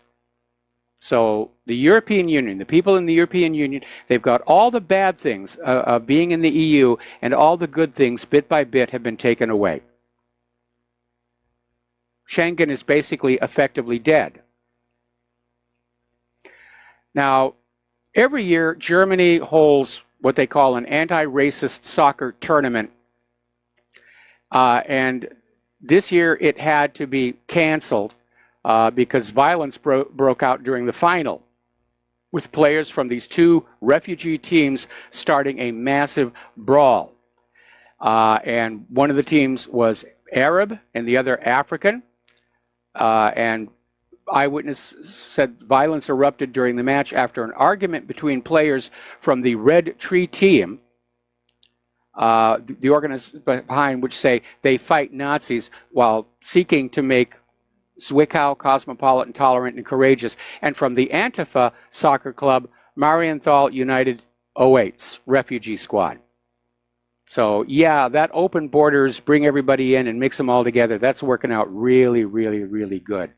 Over in Sweden, a girl at a Swedish school was threatened with rape and called a slut because she wasn't dressed like a Muslim. And she was exposed to all kinds of gross harassment by other students at the Johannes School in Malmö. And the harassment included having her trousers pulled down and being screamed at she wasn't Muslim enough. Now, the girl is going to receive a 2,000 euro settlement for damages. But apparently, children at this school, some as young as 6 years old, are being beaten and sexually harassed during school hours. So yeah, how's that open borders thing working out for you? Down in Great Britain, Boris Johnson is once again tearing into Theresa May's Brexit plan, calling it vassalage, satrapy, and colony status for the UK. And we're seeing all these efforts to delay and to come up with a soft Brexit deal. The latest variation of the soft Brexit deal was that Great Britain would stay connected to the common market. They would still have their economy linked with the European economy. It's a Brexit in name only, which is what Theresa May seems to be headed for, because she's actually a Remainer. I think the British people are getting tired of waiting. They've expressed their will. They want out. They want the borders closed. And governments that don't listen to what the people want inevitably come to a sticky end. Here in the United States, Democratic Representative Joe Crowley is now out there suggesting families who cross the border illegally be financially compensated. In other words, he's offering out yet another financial incentive for people to violate our borders. Just say, yeah, well, come on in, we'll take some tax money over here that should have gone to fixing our roads, and we're going to start giving things to the families who cross the border illegally. I have a somewhat different take. Families that cross the border illegally should be immediately sent back. And if they'd been doing that all along, we wouldn't have had this mess with all the children being separated from their parents. It should be pretty much ironclad. If you have the paperwork to be coming into the United States of America, visa, green card, whatever, come across the border. If you don't have the documents, you stop at the border. And we have to cut off these financial incentives. Now, the University of Alaska Southeast is going to be canceling classes this fall to hold a Power and Privilege Symposium. This will be a third year in a row that UAS has shut down classes in its Janau campus for this conference. Students will be discussing issues like race, ethnicity, gender, sexuality, age, religion, body size, ability, mental illness, class, and their intersectionalities. And I'm just wondering, what kind of a job are these kids going to be prepared for when they finally graduate? That's what I would really like to know. By the way, if you're a goldfish fan, and by that I mean the crackers, not the real fish, the crackers, there's been a recall of the goldfish crackers due to salmonella. And it's 4 specific flavors: flavor blasted extra cheddar, flavor blasted sour cream and onion, goldfish baked with whole grain extra cheddar, and goldfish mixed extra cheddar and pretzel. Pepperidge Farm is saying there have been no reports of illness, but they're doing the recall out of an abundance of caution. We're going to take another break for commercials, and we will be right back. Aloha, America. Welcome back to our show here.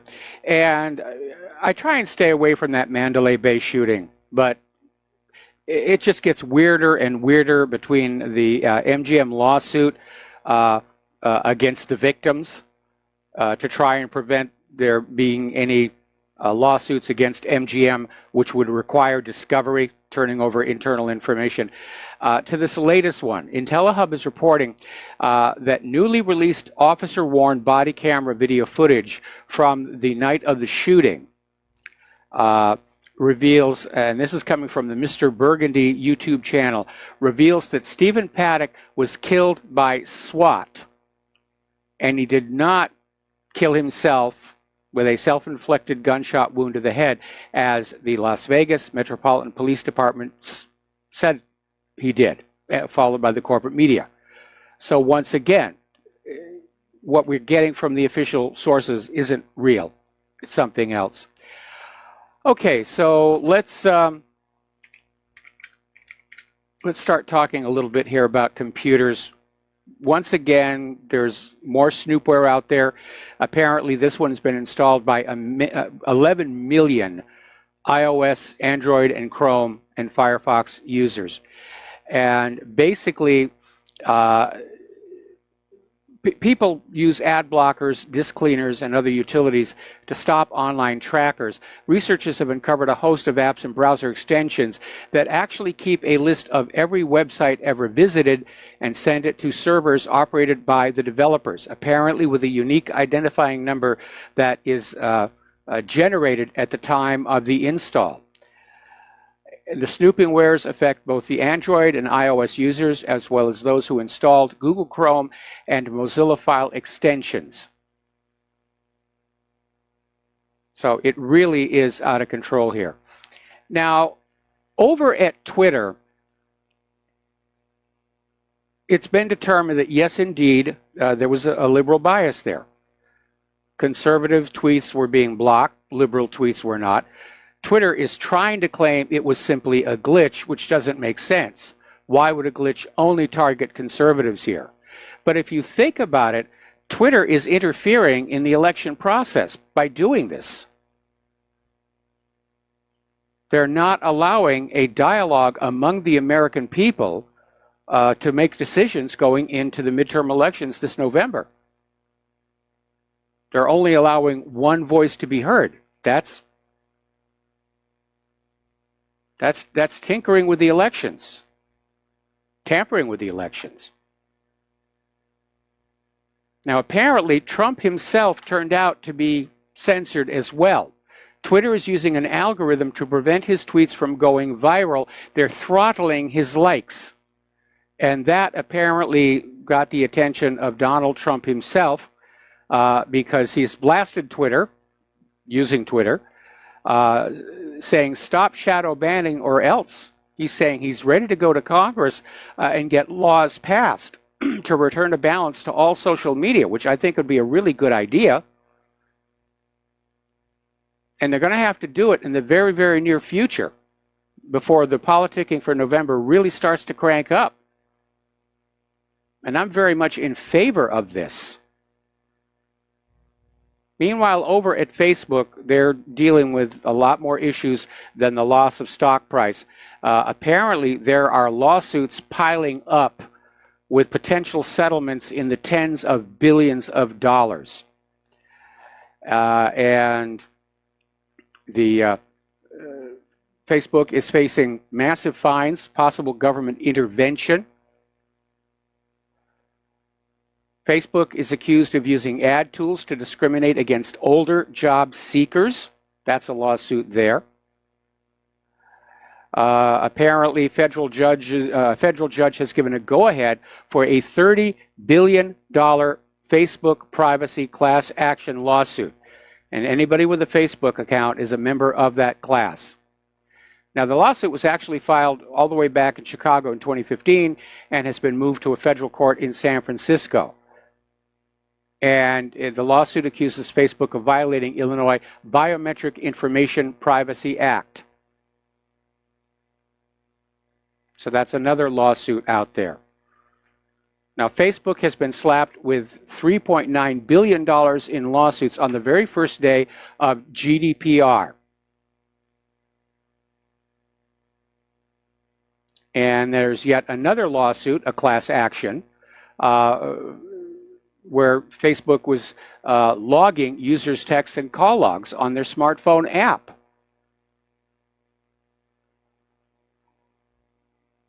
So it's really out there, and I can understand why people are leaving Facebook, and I can understand why young people just getting onto the internet, they're very reluctant to sign on up. In fact, there's been a noticeable drop in new signups from the younger ages. Yet another lawsuit has to do with this personality quiz lawsuit that involves Cambridge Analytica. Cases seeking more than $1,000 per violation for Facebook's Cambridge Analytica privacy breach. I think Mr. Zuckerberg is about to have a lesson in how to be humble. And of course, there is the China problem. Facebook is facing sanctions in China. So they're in a lot of trouble right now. Somebody actually ran an online poll. How long before Facebook is as dead as MySpace? And 50% of the respondents said within 5 years. 26% of the respondents said within a year.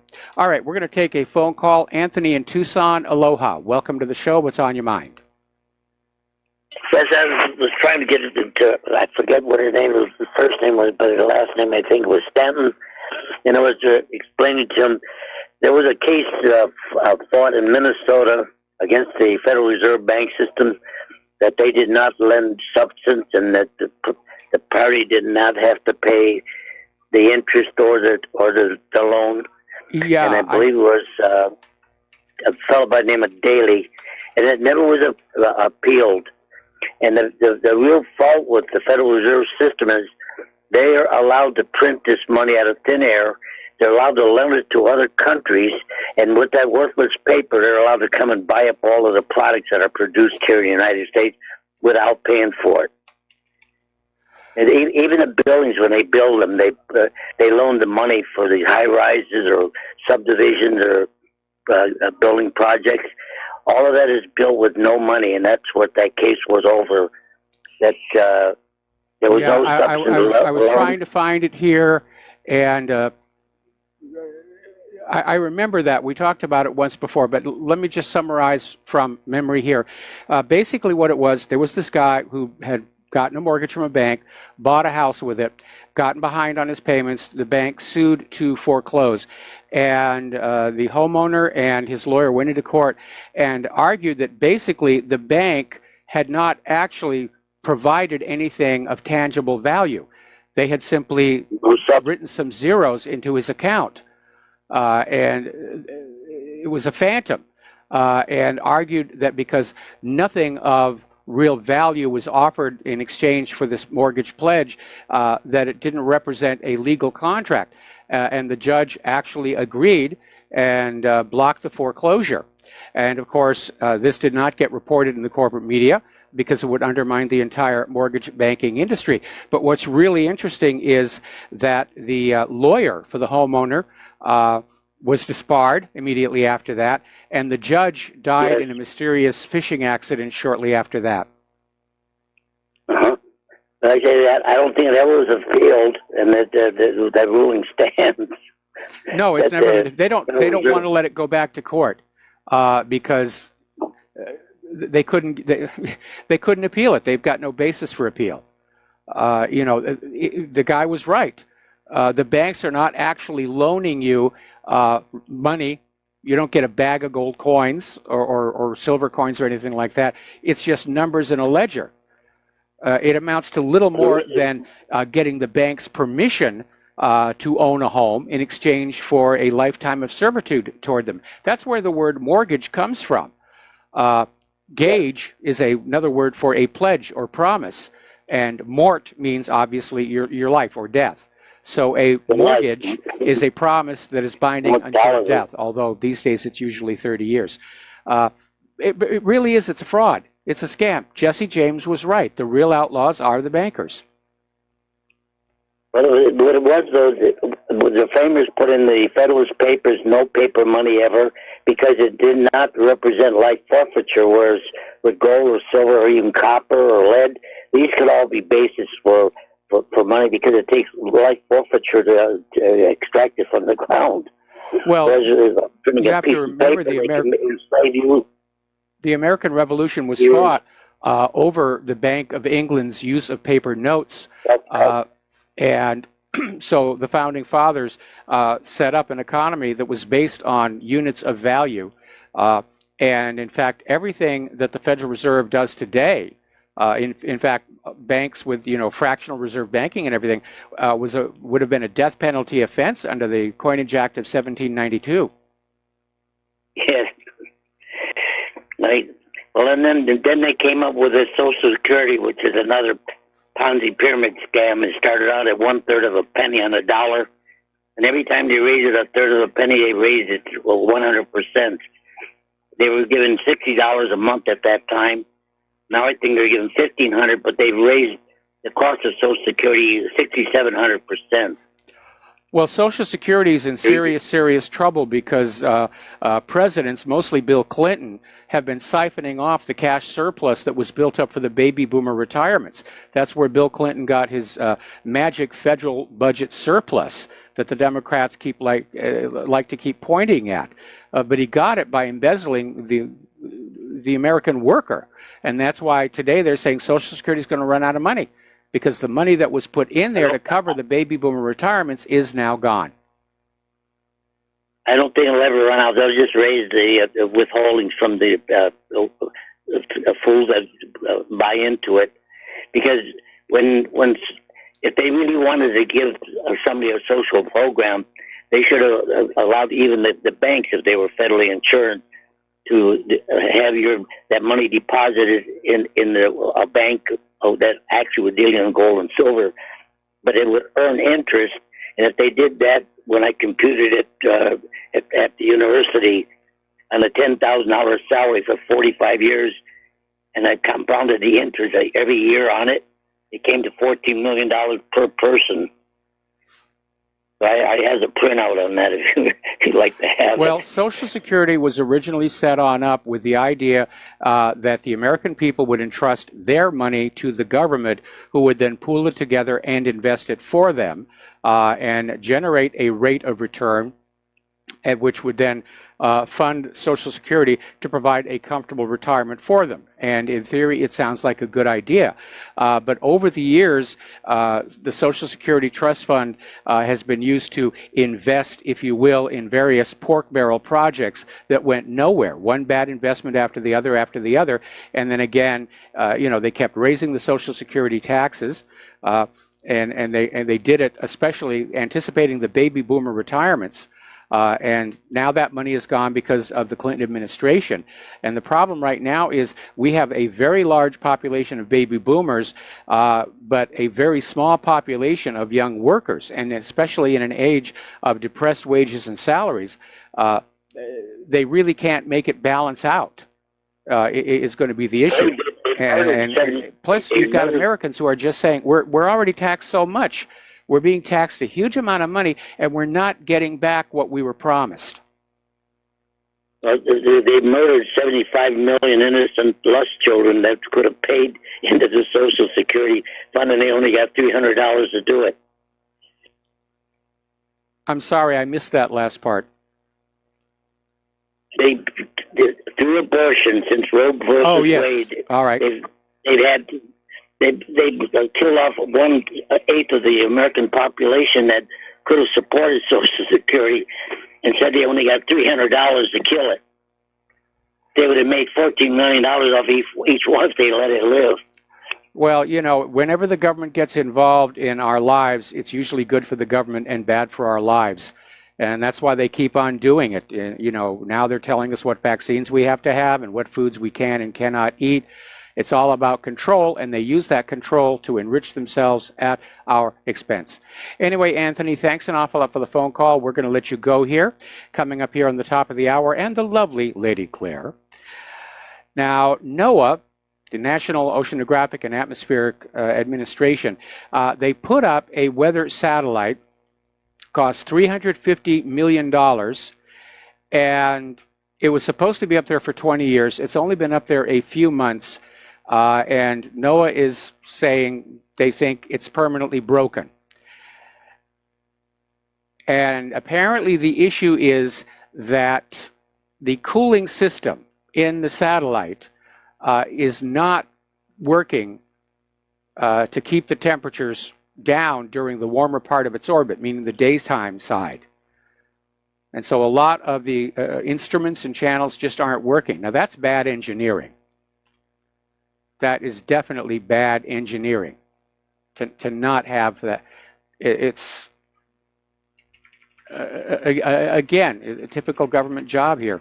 These are the same people who insist humans are warming the planet and need to pay a carbon tax. Now, there's a very interesting story that came out of Europe, and it has to do with copyright. And the idea of copyright does get abused, and this is a classic example of that. Apparently, a Dutch court asked the European Court of Justice to rule on a dispute between two cheesemakers.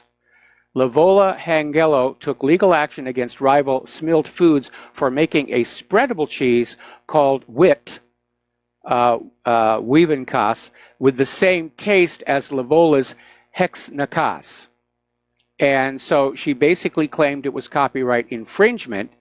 However, the legal opinion given to the court said EU copyright law does not extend to the taste of food. I mean, how would you even begin to copyright that? I mean, when you copyright a recording or a video or a screenplay or a book, you send them a copy. What are you going to do? Send a bit of cheese? Taste is still something that's actually very hard to quantify, which is why artificial flavorings are never as good as the real natural ones. We're going to take a break for commercials, and we'll be right back. And aloha, America. Welcome back to our show. And one of our members just posted a story at whatreallyhappened.com, promoted it to the front page. There is another product recall out there, And apparently this one involves the Hungry Man frozen dinners, also recalled for salmonella contamination. I also noticed this last week. There were a whole bunch of stories all over the corporate media about having backyard chickens was a problem because they were all infected with salmonella. And I was wondering if this was just trying to get people to give up producing their own food and go back to the supermarkets or not. But apparently with all this other salmonella concern over there, there is another issue. Or it could be corporate sabotage. There's a lot of that stuff going on here. Meanwhile, Tucker Carlson did a segment talking about Canadian Prime Minister Justin Trudeau dealing with his own illegal immigration crisis. And border crossers are clogging the asylum system and flooding the homeless shelters. So Trudeau has a new solution. They're going to put all these illegals into hotels. They're going to be living in hotels at public expense. Ooh, that's going to make Trudeau really popular next election. All right, we're going to take a phone call. Mateus in Canada, aloha. Welcome to the show. What's on your mind? Oh, this Trudeau is just such a... I'm just so angry. Every time I learn something more about what's going on.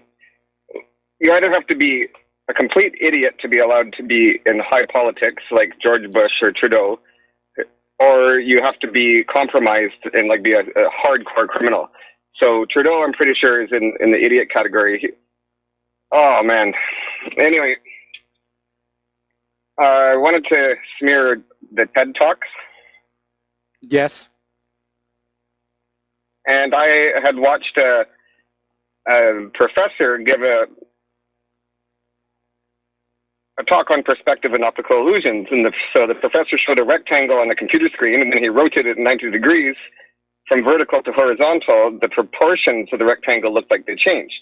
And then I was convinced that it was too much of an optical illusion, so I actually took a tape measure and went and measured my monitor and realized that it is changed. It doesn't just look like it's changed, it is changed. So I just made a comment about that he doesn't have his pixel resolutions, oriented properly on his projector screen. So he's teaching everybody that this is an optical illusion when really it's actually just it's the pixel aspect ratio. Image. Yeah. And so I get deleted and banned. I tried a few other times, made a different account, and a couple of other intelligent comments on something, and no. So you're banned. I should have been promoting pedophilia, I guess, and denouncing and promoting GMOs and pedophilia, and I would be like a 5-star user, I guess. It would be promoting pedophilia and denouncing GMOs, because we talked about this earlier in the week, where TED Talk literally had a video of this professor up there trying to normalize pedophilia and say that, it's just part of nature and we shouldn't be hard on people who molest little children. But TED Talk has a permanent ban on anything critical of GMO. Okay, now there's the music. Okay, Mateus, I got to let you go. And we'll be right back with the lovely Lady bye. Claire. And aloha, America. Welcome back to our show, hour number 3. The lovely Lady Claire has been a little bit delayed. She was on a phone call regarding her music, and her music trumps what really happened. So she'll be in here in... okay, she says she's on her way. Okay. Well, that's okay, but it was good news. So, yeah, let's have that. Meanwhile, while she gets settled in, I'm going to take a phone call here from Al in Canada. Aloha, welcome to the show. What's on your mind? Thanks for taking Hi, Mike. Thanks for taking my call. In reference with what Mateus said, in Ontario, we just had an election and we elected a conservative government. And Doug Ford is cutting, and he's cutting hard. He wants to cut the city councillors of Toronto from 45 to 25, which represents $10 billion. And that's for less than half of the population of California. We're almost bankrupt. And the Liberals doubled that debt. They doubled it. Yes. They doubled about $140 billion debt in 12 years. And you know what we got to show for it? Nothing.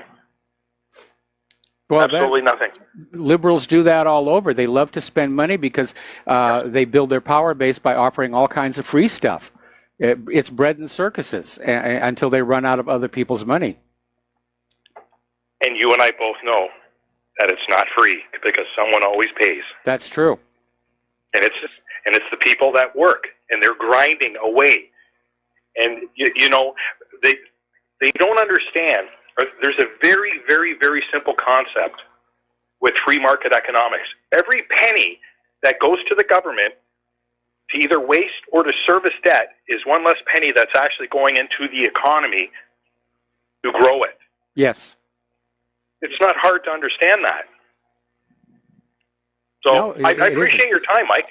Well, I appreciate the phone call, and again, the liberals, at least in this country, the liberals' only remaining promise they've got out there is vote for us, and we'll take stuff away from the Republicans and give it to all of you. That's it. Like I said, it's bread and circuses.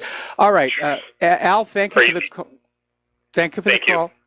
We're going to take one more phone call, then we're going to close the phone line so that the Lady Claire can get her turn at the microphone. Tony in Puerto Rico, aloha. Welcome to the show. What's on your mind? Hello, Mike.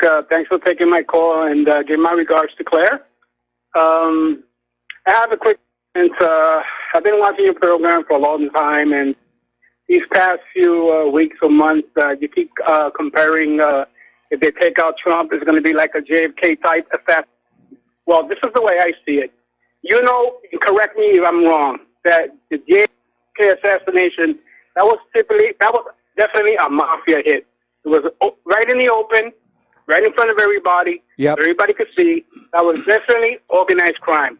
The way they're going to take out Donald Trump, and God forgive, God forgive me for saying this, but I hope God protects him. They're going to take him out the way they took out the Pope. That Pope, they're going to give him maybe a poison tea or a poison cup of coffee, and he's going to die in his sleep. What do you think? It's entirely possible, and you're right. The hit on JFK, the mafia were part of it. They weren't the only ones out there, but they could take out Trump in a variety of ways. They could claim Air Force One crashed, but and it was shot down by a Russian Buk missile or something. But it really concerns me that we're seeing all of these people and hearing all these people out there talking about wanting Trump to be dead and wanting to kill him, and it's just everywhere. And that's why I wondered if it was a campaign to desensitize us to the issue, so that we don't react in shock and outrage the way we did when JFK was killed. Okay. So thank you very much for the phone call. We're going to let you go. And now, for those of you watching on YouTube, the gorgeous creature sitting next to me is the lovely Lady Claire. And Lady Claire, what have you got that you want to talk about? Well, the first thing comes to us from It's the Fan by Matt Slavo. And the article is by Daisy Luther, someone for whom I have a tremendous amount of respect and admiration. But the way that she kind of posited one of her issues about things that could really take down the U.S. economy, I have some issues with. And she said in her opening statement that there are 3 events happening in the economy right now that could cause the prices of everything, from food to materials to make replacement parts for your car, skyrocket. But if we're looking at them all together, we could be facing a perfect storm of economic havoc. And this is what I take exception to. Iran is blocking oil exports from Saudi Arabia. That's exactly the way that she described it. And Mike, okay, yeah, we're going to do a shout out to our on-air affiliates rejoining the network. Well, Iran is not yet blocking oil exports. No, and I want to go into that a little bit. All right. Okay. My mistake. I jumped the gun. A little bit, yeah. We've got a trade war that is getting more heated every day. Now, there was some sort of a rapprochement with the EU yesterday in Juncker, but it's hard to know exactly what that was because it was kind of full of nebulousness and not a lot of solid stuff. Well, basically, the deal was all the tariffs are going to go to zero, but there were conditions that the EU had to commit to buying more American products, primarily agricultural. Yeah, so it achieved the same ends as a tariff war would, but without the tariff war and the cost to the end consumer. The one exception, of course, to that agreement, of course, being automobiles. Right, right. And President Trump has slapped tariffs on products from China, Canada, and he's opened the door to our exports also being subject to tariffs. Now, I agree with Daisy about these issues as being potentials for putting our economy and lives out of whack, and very quickly.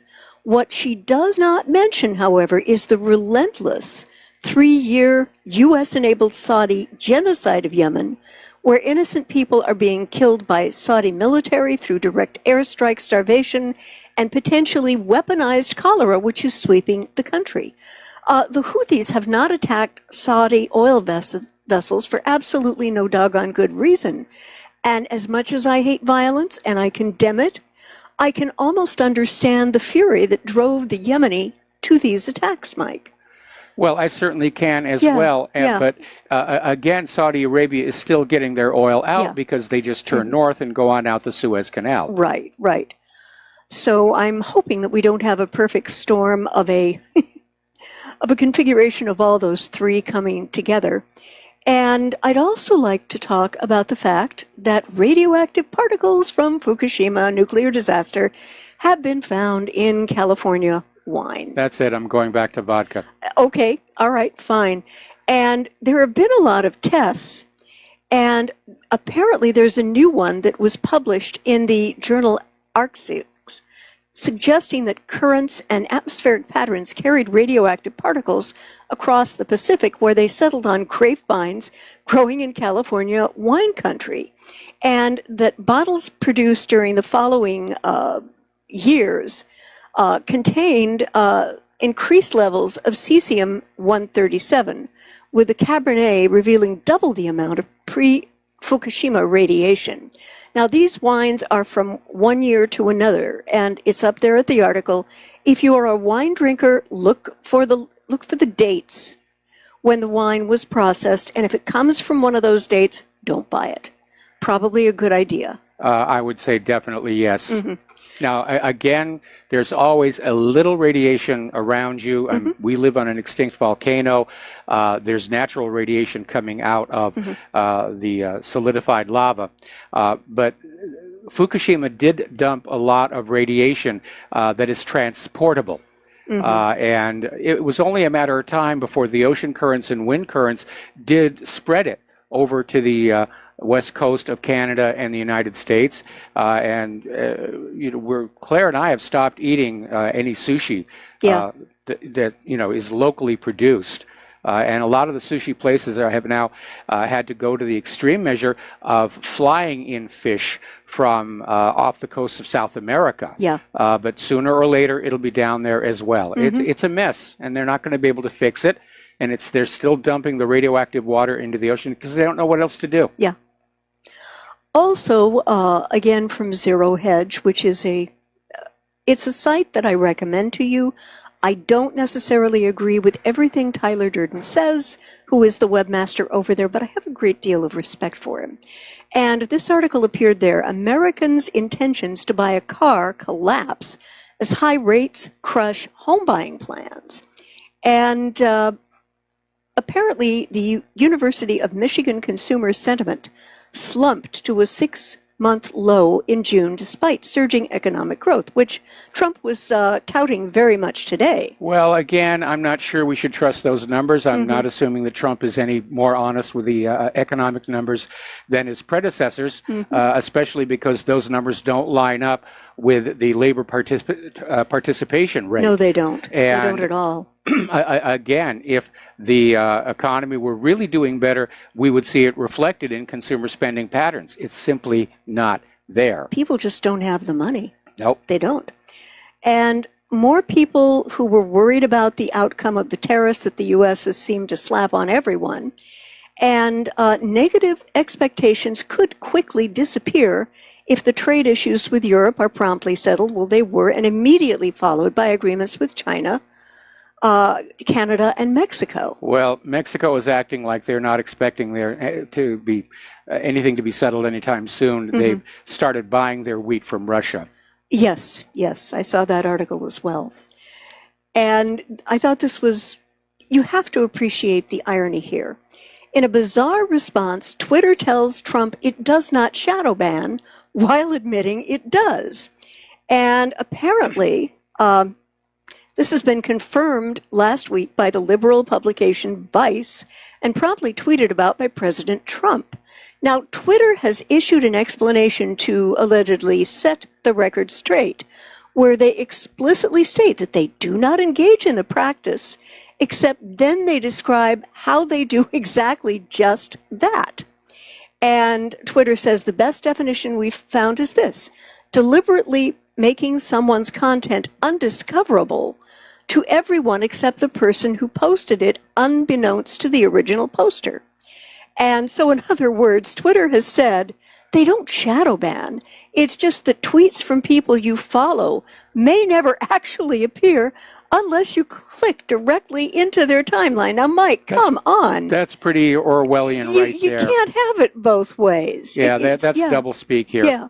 Well, you know, Trump has now realized that Twitter's been doing it to him. Mm-hmm. They've been throttling his likes. They have been using an algorithm to keep his tweets from going viral.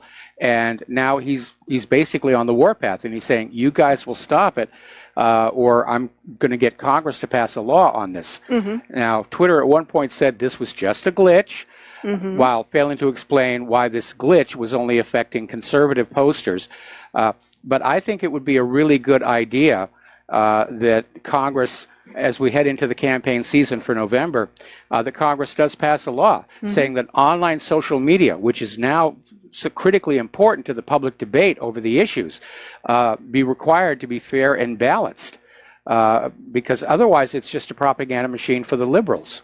Yeah, absolutely. You were talking about this earlier, about the Australian report on impending U.S.-Iranian strikes. Yes. Well, Mattis has said, Secretary Mattis, it just ain't so.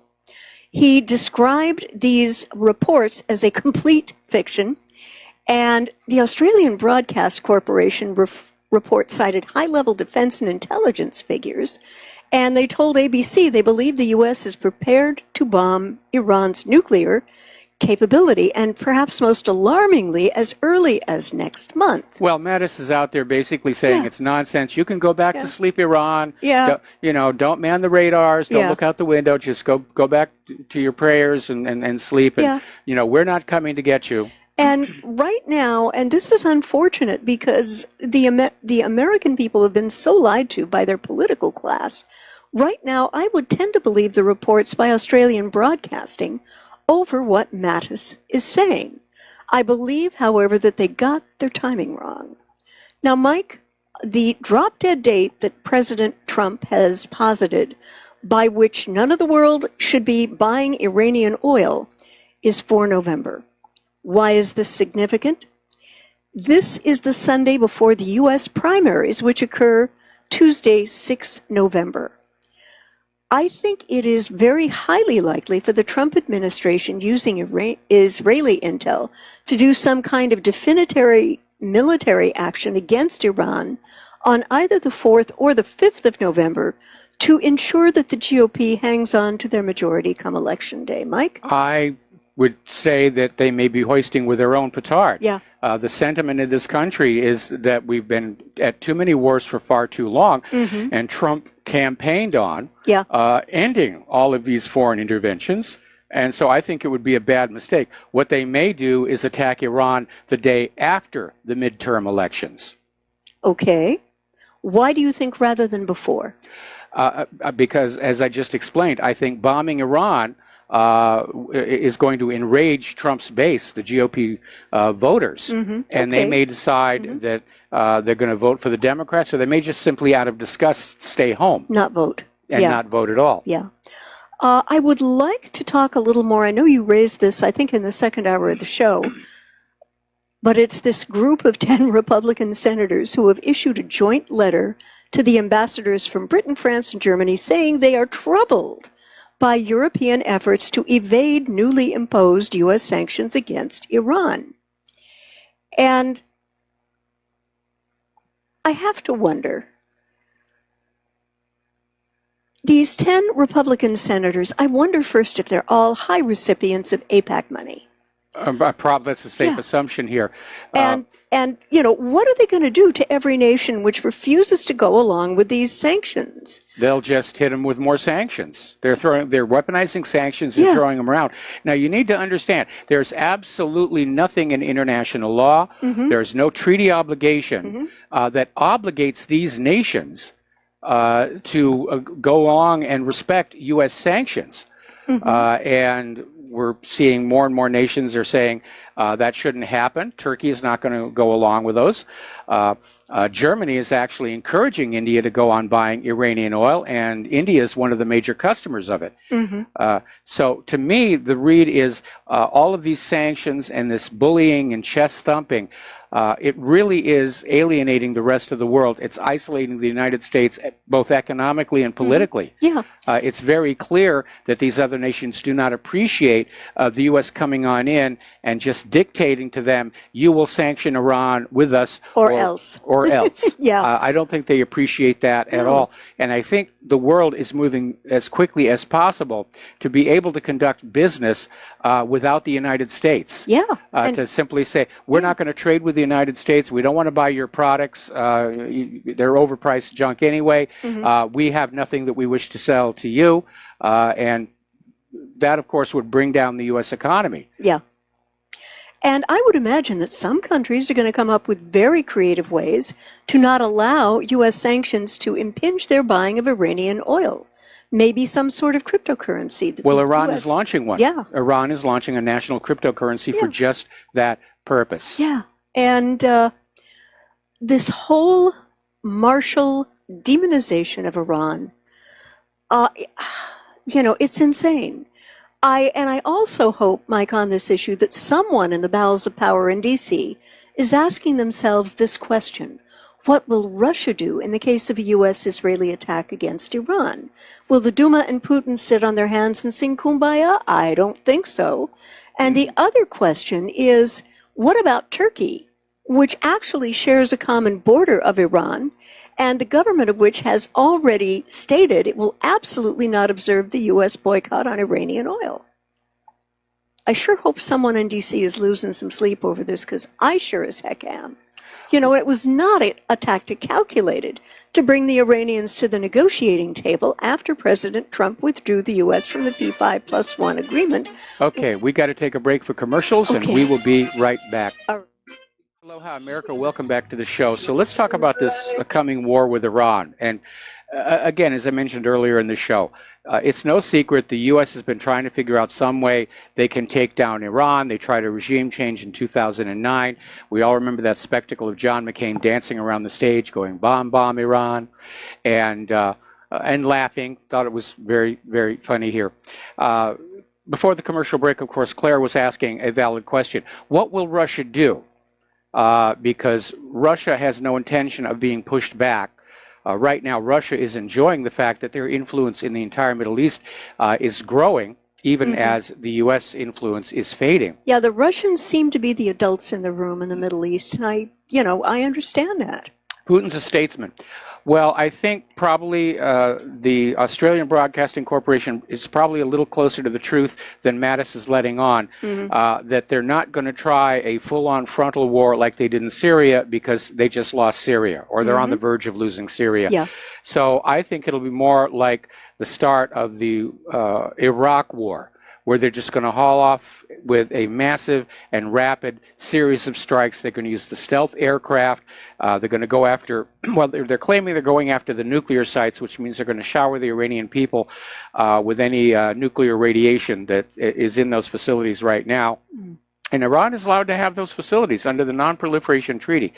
I suspect the attack will also include Iran's missile sites, because obviously Iran, following an attack by the U.S. and Israel, will probably be launching missiles at Israel. They can't reach the United States, although they can reach United States bases in the Middle East.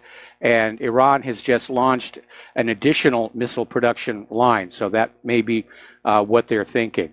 But I think it's going to be a blitzkrieg, over and done with as fast as possible, with a diplomatic warning to Russia, if you come on in and spoil our party again, this time it will go nuclear. Ouch. So seriously. Yikes. Well, that's the use of the U.S. nukes. They haven't exploded one since Hiroshima and Nagasaki. But every time negotiations get tough, there's always that implicit threat. You know, we hauled off and dropped 2 nuclear weapons on a country that was already trying to surrender to us. We can go ahead and do it again to you. But so again, it's a dangerous game of brinksmanship.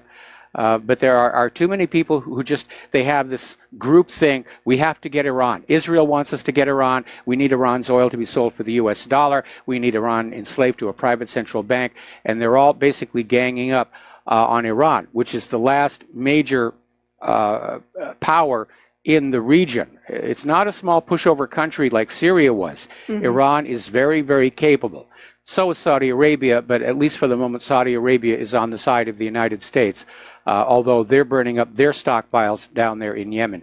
So I would be very concerned that there will be a sudden attack, and Mattis doesn't want Iran to know that it's coming. But I think anybody in Iran who's reading the American media can see all the signs.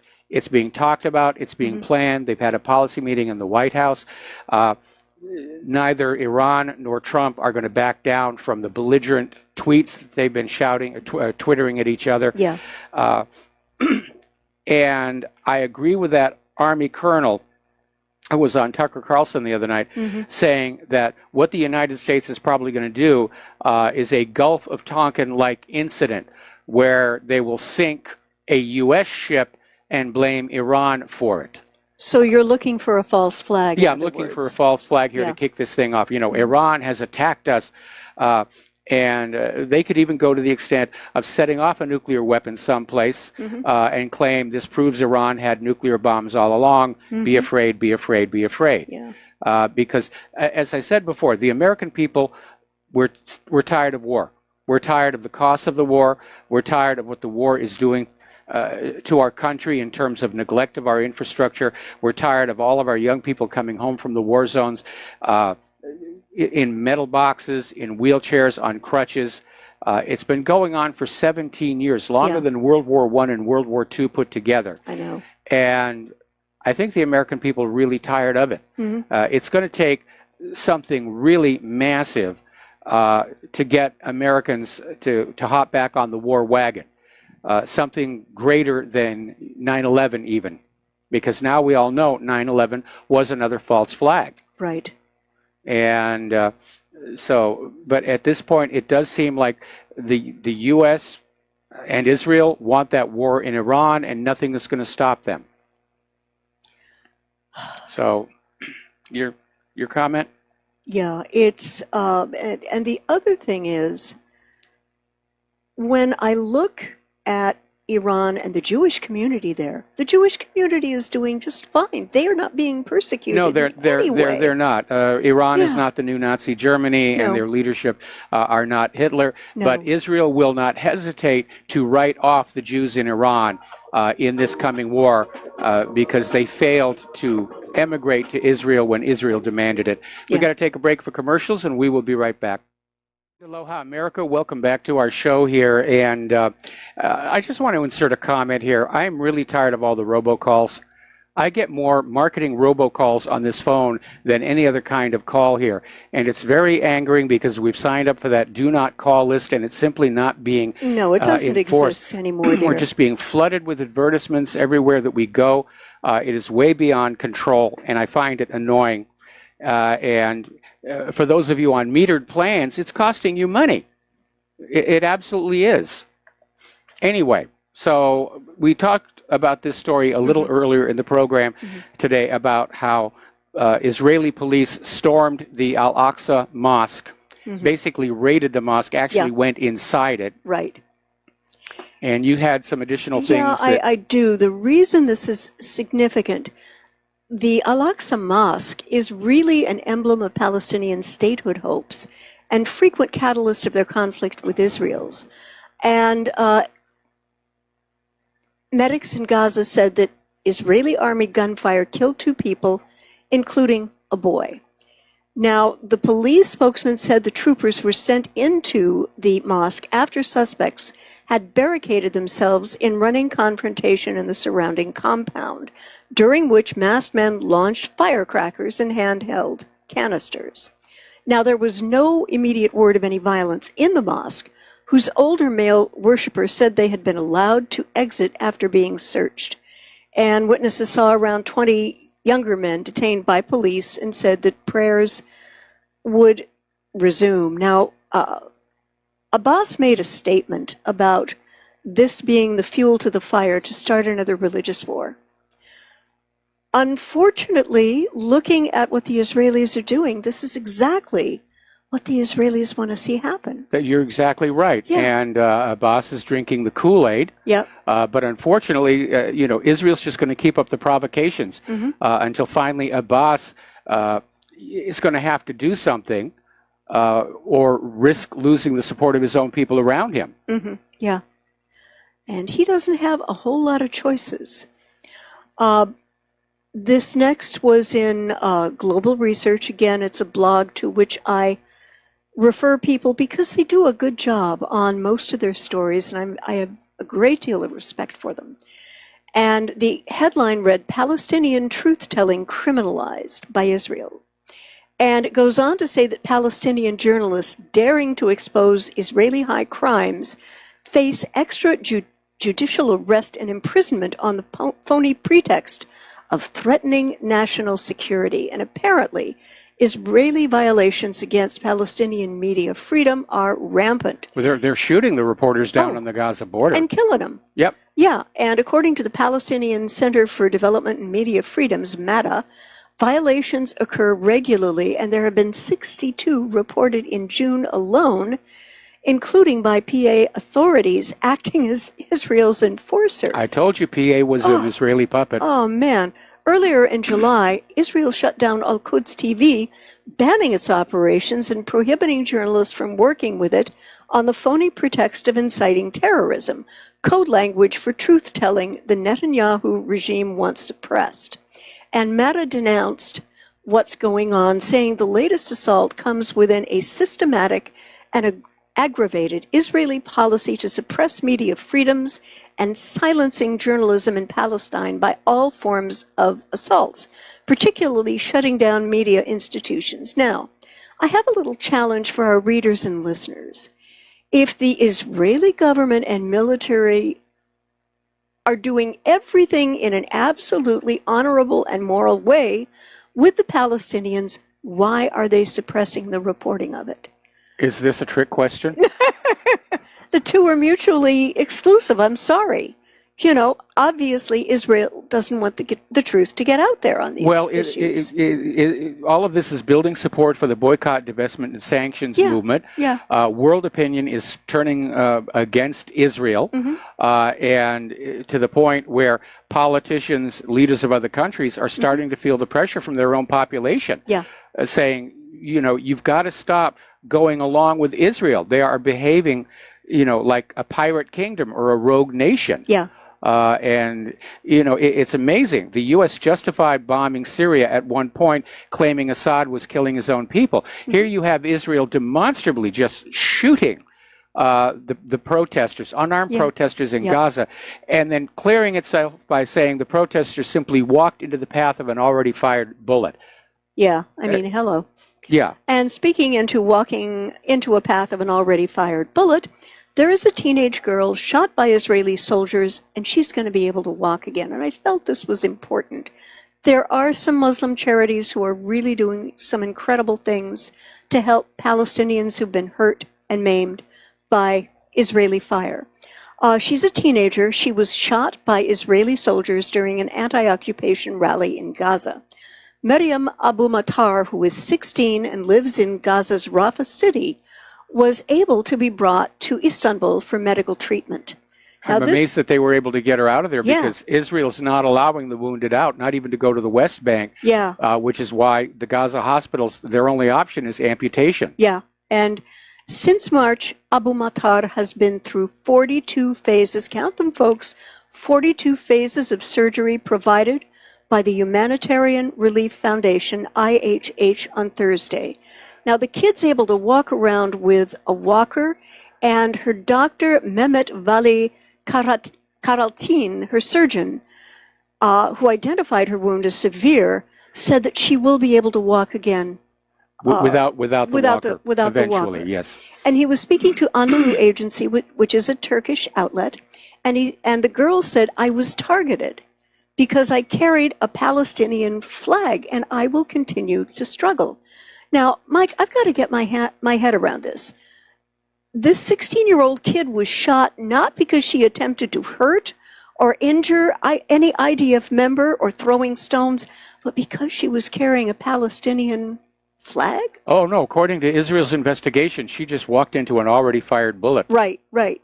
And by the way, I have just fired off an email to the charity helping this young woman, asking if Americans can, without legal repercussions against them, contribute to this charity. And if so, I'm going to ask you, dear, to create a link at what really happened. Their website can be found at, and I think I should spell this out, and they do have an English version because I went there today, www.ih8.org.tr for Turkey, /. And, oh, they're doing it again, Trump and Kushner. They are preparing an economic plan as part of the Middle East peace proposal.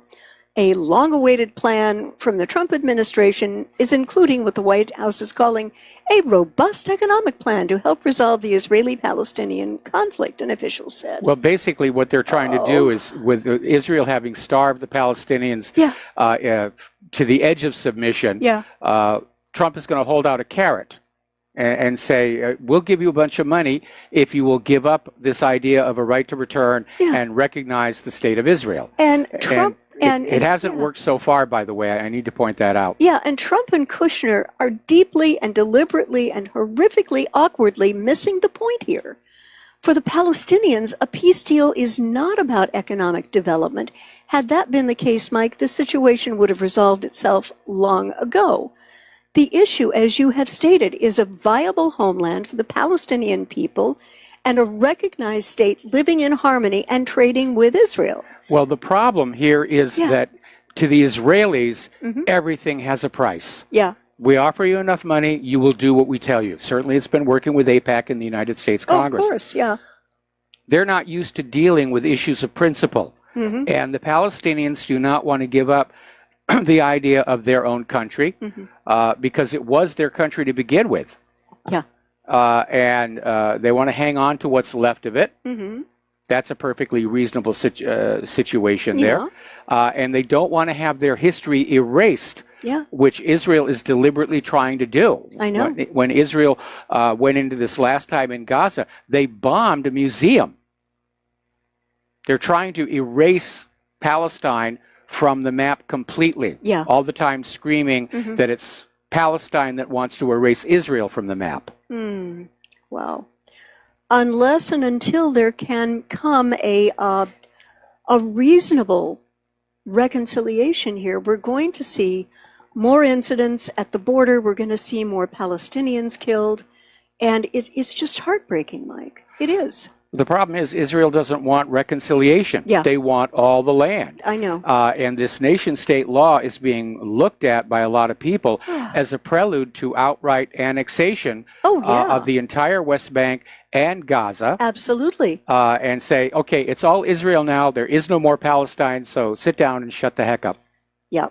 I'd like to pop over to Syria right now. And Syria's Assad said Russian military assistance is needed in Syria long term. And he said on Thursday that Russian forces were going to be needed for more than just fighting terrorism. And Russian armed forces are needed for balance in our region, at Which least. is code speak for standing up to the American forces, which are staying in Syria, even though they have no legal basis to be there. No. And so it's important and necessary. He did that with an interview with Interfax news agency. He added that Syria's agreement with Russia over the Hemam military base was signed to last 40 years, indicating that the relationship between the two countries was of a long-term nature. And what they were discussing between Russians and Syrians is the rapid return of refugees to Syria and how that can be facilitated. Mike, you know, al-Assad is absolutely correct on his assessment. He knows. Well, al-Assad is no fool. He's known that the U.S. incursion into his country has always been about removing him and placing Syria under a puppet regime serving American interests. Yep. And you have to admire his courage and the courage of the Syrian people that they have basically, with the help of the Russians, succeeded in thwarting the American plan, which is one of the reasons why the United States is so angry with Russia right now. And it begs the question that if the United States goes into Iran, will Russia come in on Iran's side exactly the same way? Because Russia has already stated that if Iran is in fact attacked, they will come on in and they will render assistance to Iran. So again, we're courting a Russia-U.S. military confrontation, and that could spin completely out of control. Absolutely. I'd like to also, speaking of the Middle East, bop over to Yemen, because apparently Yemen is on the brink of yet a new cholera epidemic. Thousands of people could be affected by a new wave of deadly cholera in the coming weeks. And the hot summer month conditions are ideal for cholera to be spreading rapidly. And apparently almost 3,000 suspected cholera cases were reported in the first week of July across the country. And it could absolutely overwhelm food insecure children and an already overcrippled health system, the charity's CEO, Heli Thornton-Schmidt, said. Well, here's part of the problem. Yeah. Okay, the Saudi coalition has been bombing the water supply system. Okay, which means people are having to obtain water from other places like puddles. And water that's potentially contaminated by sewage, which is the way cholera is transmitted naturally. But we should not rule out the possibility that this is a biological weapon. Because cholera has been used as a biological weapon before. When Japan invaded China, they were dropping cholera into all the water wells. And the U.S. has used it as well in times past. Yes. So when one has developed a biological or chemical weapon, one is probably going to hang on to that and use it again. Well, see, here's the thing. Yeah. The United States signed a treaty saying that all of these weapons were going to be destroyed. And the other countries that signed this treaty, they've pretty much already done it. The U.S. never did. No, they didn't. You know, they signed the treaty. They still have all these stockpiles of these very, very dangerous substances. I'd also like to go to another article from Blacklisted News, again, a good resource. The Pentagon, CIA, and NSA are in charge, and it talks about how the U.S. Press can so often refer to high security countries like Pakistan and Egypt, and the same reporters and commentators are blind to the same phenomenon here in the U.S. You know, it's really kind of amazing. And I have found in recent years that it's very helpful to read both the U.S. independent media and the foreign press in English to even begin to get a small clue as to what the U.S. government and its security apparatus is doing and potentially why. And I would urge our listeners and readers, don't listen to what's coming out of the box with the talking prostitutes and warmongers. They are there to feed you lies. They are only telling you what the government has told them to tell you to avoid looking at what is really going on or why. The engineered news has been created to sell you an agenda which forwards the government's actions or positions on certain issues and avoid others. And if you don't believe me, ask yourself, why has nothing been stated by the prostitutes and warmongers about the U.S.-enabled Saudi war crimes in Yemen? Because there's no positive hook that they can use. Yemen was never a threat to the United States. But by golly, Stormy Daniels got a lot of coverage. Yeah, you know, and I've linked to some images. They are very disturbing. I understand they're disturbing. But folks, I put them in there because they were disturbing. And what I would love for all of Rivero's Rangers to do is to do this. Take the article, Find Who Your Congressional Representative Is. I sent a link so you can find out who allegedly represents you in the Senate and in the House of Representatives. Now, I would like you to ask them very politely, not in a confrontational way, just what is going on with Yemen, and when will U.S. support for Prince bin Salman's genocide against the Yemen people end?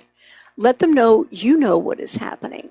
Now, they're probably going to try to shout you down with a bill stating Congress aims to stop arming terrorists, limit Yemen war involvement in a funding bill. But then you need to ask them, how is this going to affect things on the ground, particularly in President Trump's reworking of the Conventional Arms Transfer Treaty, which he has done. There's another issue you need to keep in mind. Okay. This war was not Saudi Arabia's idea. Saudi Arabia is working as a U.S. proxy, the same way that Al-Qaeda and ISIS were. This is a U.S. war. Yeah. But if you do contact your congressman, first of all, focus on those who are up for re-election in November. Yes. Direct your effort to them and say, if these wars are not stopped, this will be what I make my choice on this November. Yeah. And, the incumbents want to stay incumbents. Okay. And if enough people were to basically write on in and say, this has to stop, we might get their attention a little bit. But unfortunately, most of our government is locked up by Israel, and Israel wants wars on all of these countries, no matter how many of other people's lives or other people's money it takes. Or other people's kids. Yep. Definitely. I'd like to probably tease this into the next segment because I think we're almost at a break right now. Yes, we are. We're coming up here on our last commercial break on this Pauhana Friday. And when we come on back, we'll be closing out the show here. Yeah. And I see you've got a very interesting story there. So stay tuned. We'll be back after these words from our sponsors. And aloha, America. Welcome back to the show. Final segment of our program on this Pauhana Friday. And Claire, you have one more story. Yes, I did. And this comes to us from antiwar.com. And again, another site that I would very much commend to you. And it's titled, Assange's Freedom, Democracy's Last Line of Defense. And it starts with a reference to a letter from the Birmingham jail addressing a struggle in the civil rights era. And Martin Luther King Jr. wrote, "We will have to repent in this generation, not merely for the hateful words and actions of the bad people, but for the appalling silence of the good people." His message is now more current and prevalent than ever in the current political climate surrounding WikiLeaks and its founder, Julian Assange. And what WikiLeaks did was stepped into a global stage with release of a huge trove of classified documents revealing crimes and corruptions of government, and publication of war logs that exposed atrocities committed by U.S. forces in Iraq and Afghanistan. The reaction of the Pentagon quickly escalated into a war against the First Amendment. WikiLeaks was subjected to unlawful financial blockades, and therefore there has been an ongoing secret grand jury against the organization since 2010. That's 8 years. And now it looks like Assange is going to be booted out of the embassy in the UK and extradited to the US. Well, very soon. Assange embarrassed the United States, and they want their revenge. Yeah. But again, the issue is he was acting as press. He himself did not reveal any secrets. They were revealed to him. Yeah. And at that point, it was legit. When his trial comes up, it is going to be a First Amendment issue. Yeah. And I have something to say here. Mr. Assange is not my enemy, nor the enemy to the people of this country.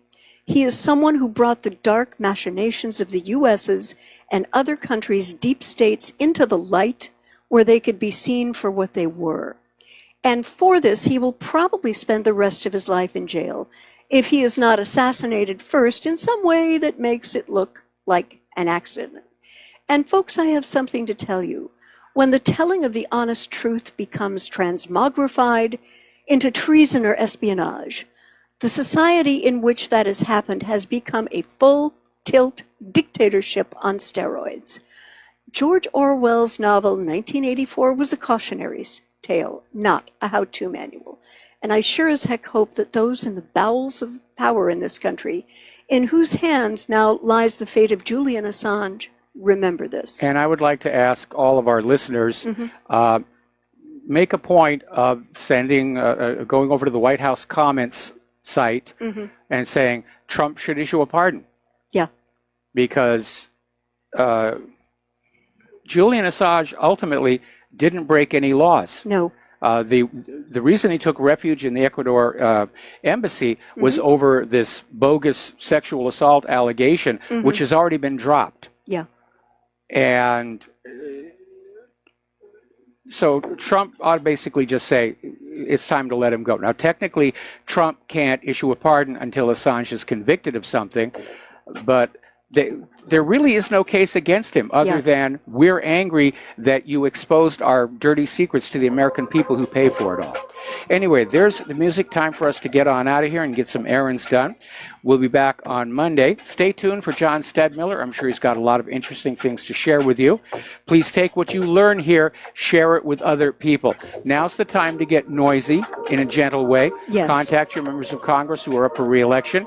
Tell them it's time for the wars to come to an end. Contact the White House. Tell them find some way to let Assange free, because he has not really done anything wrong for the American people or the American nation. He just embarrassed people in the military who are guilty of war crimes. We'll be back on Monday. Aloha, America.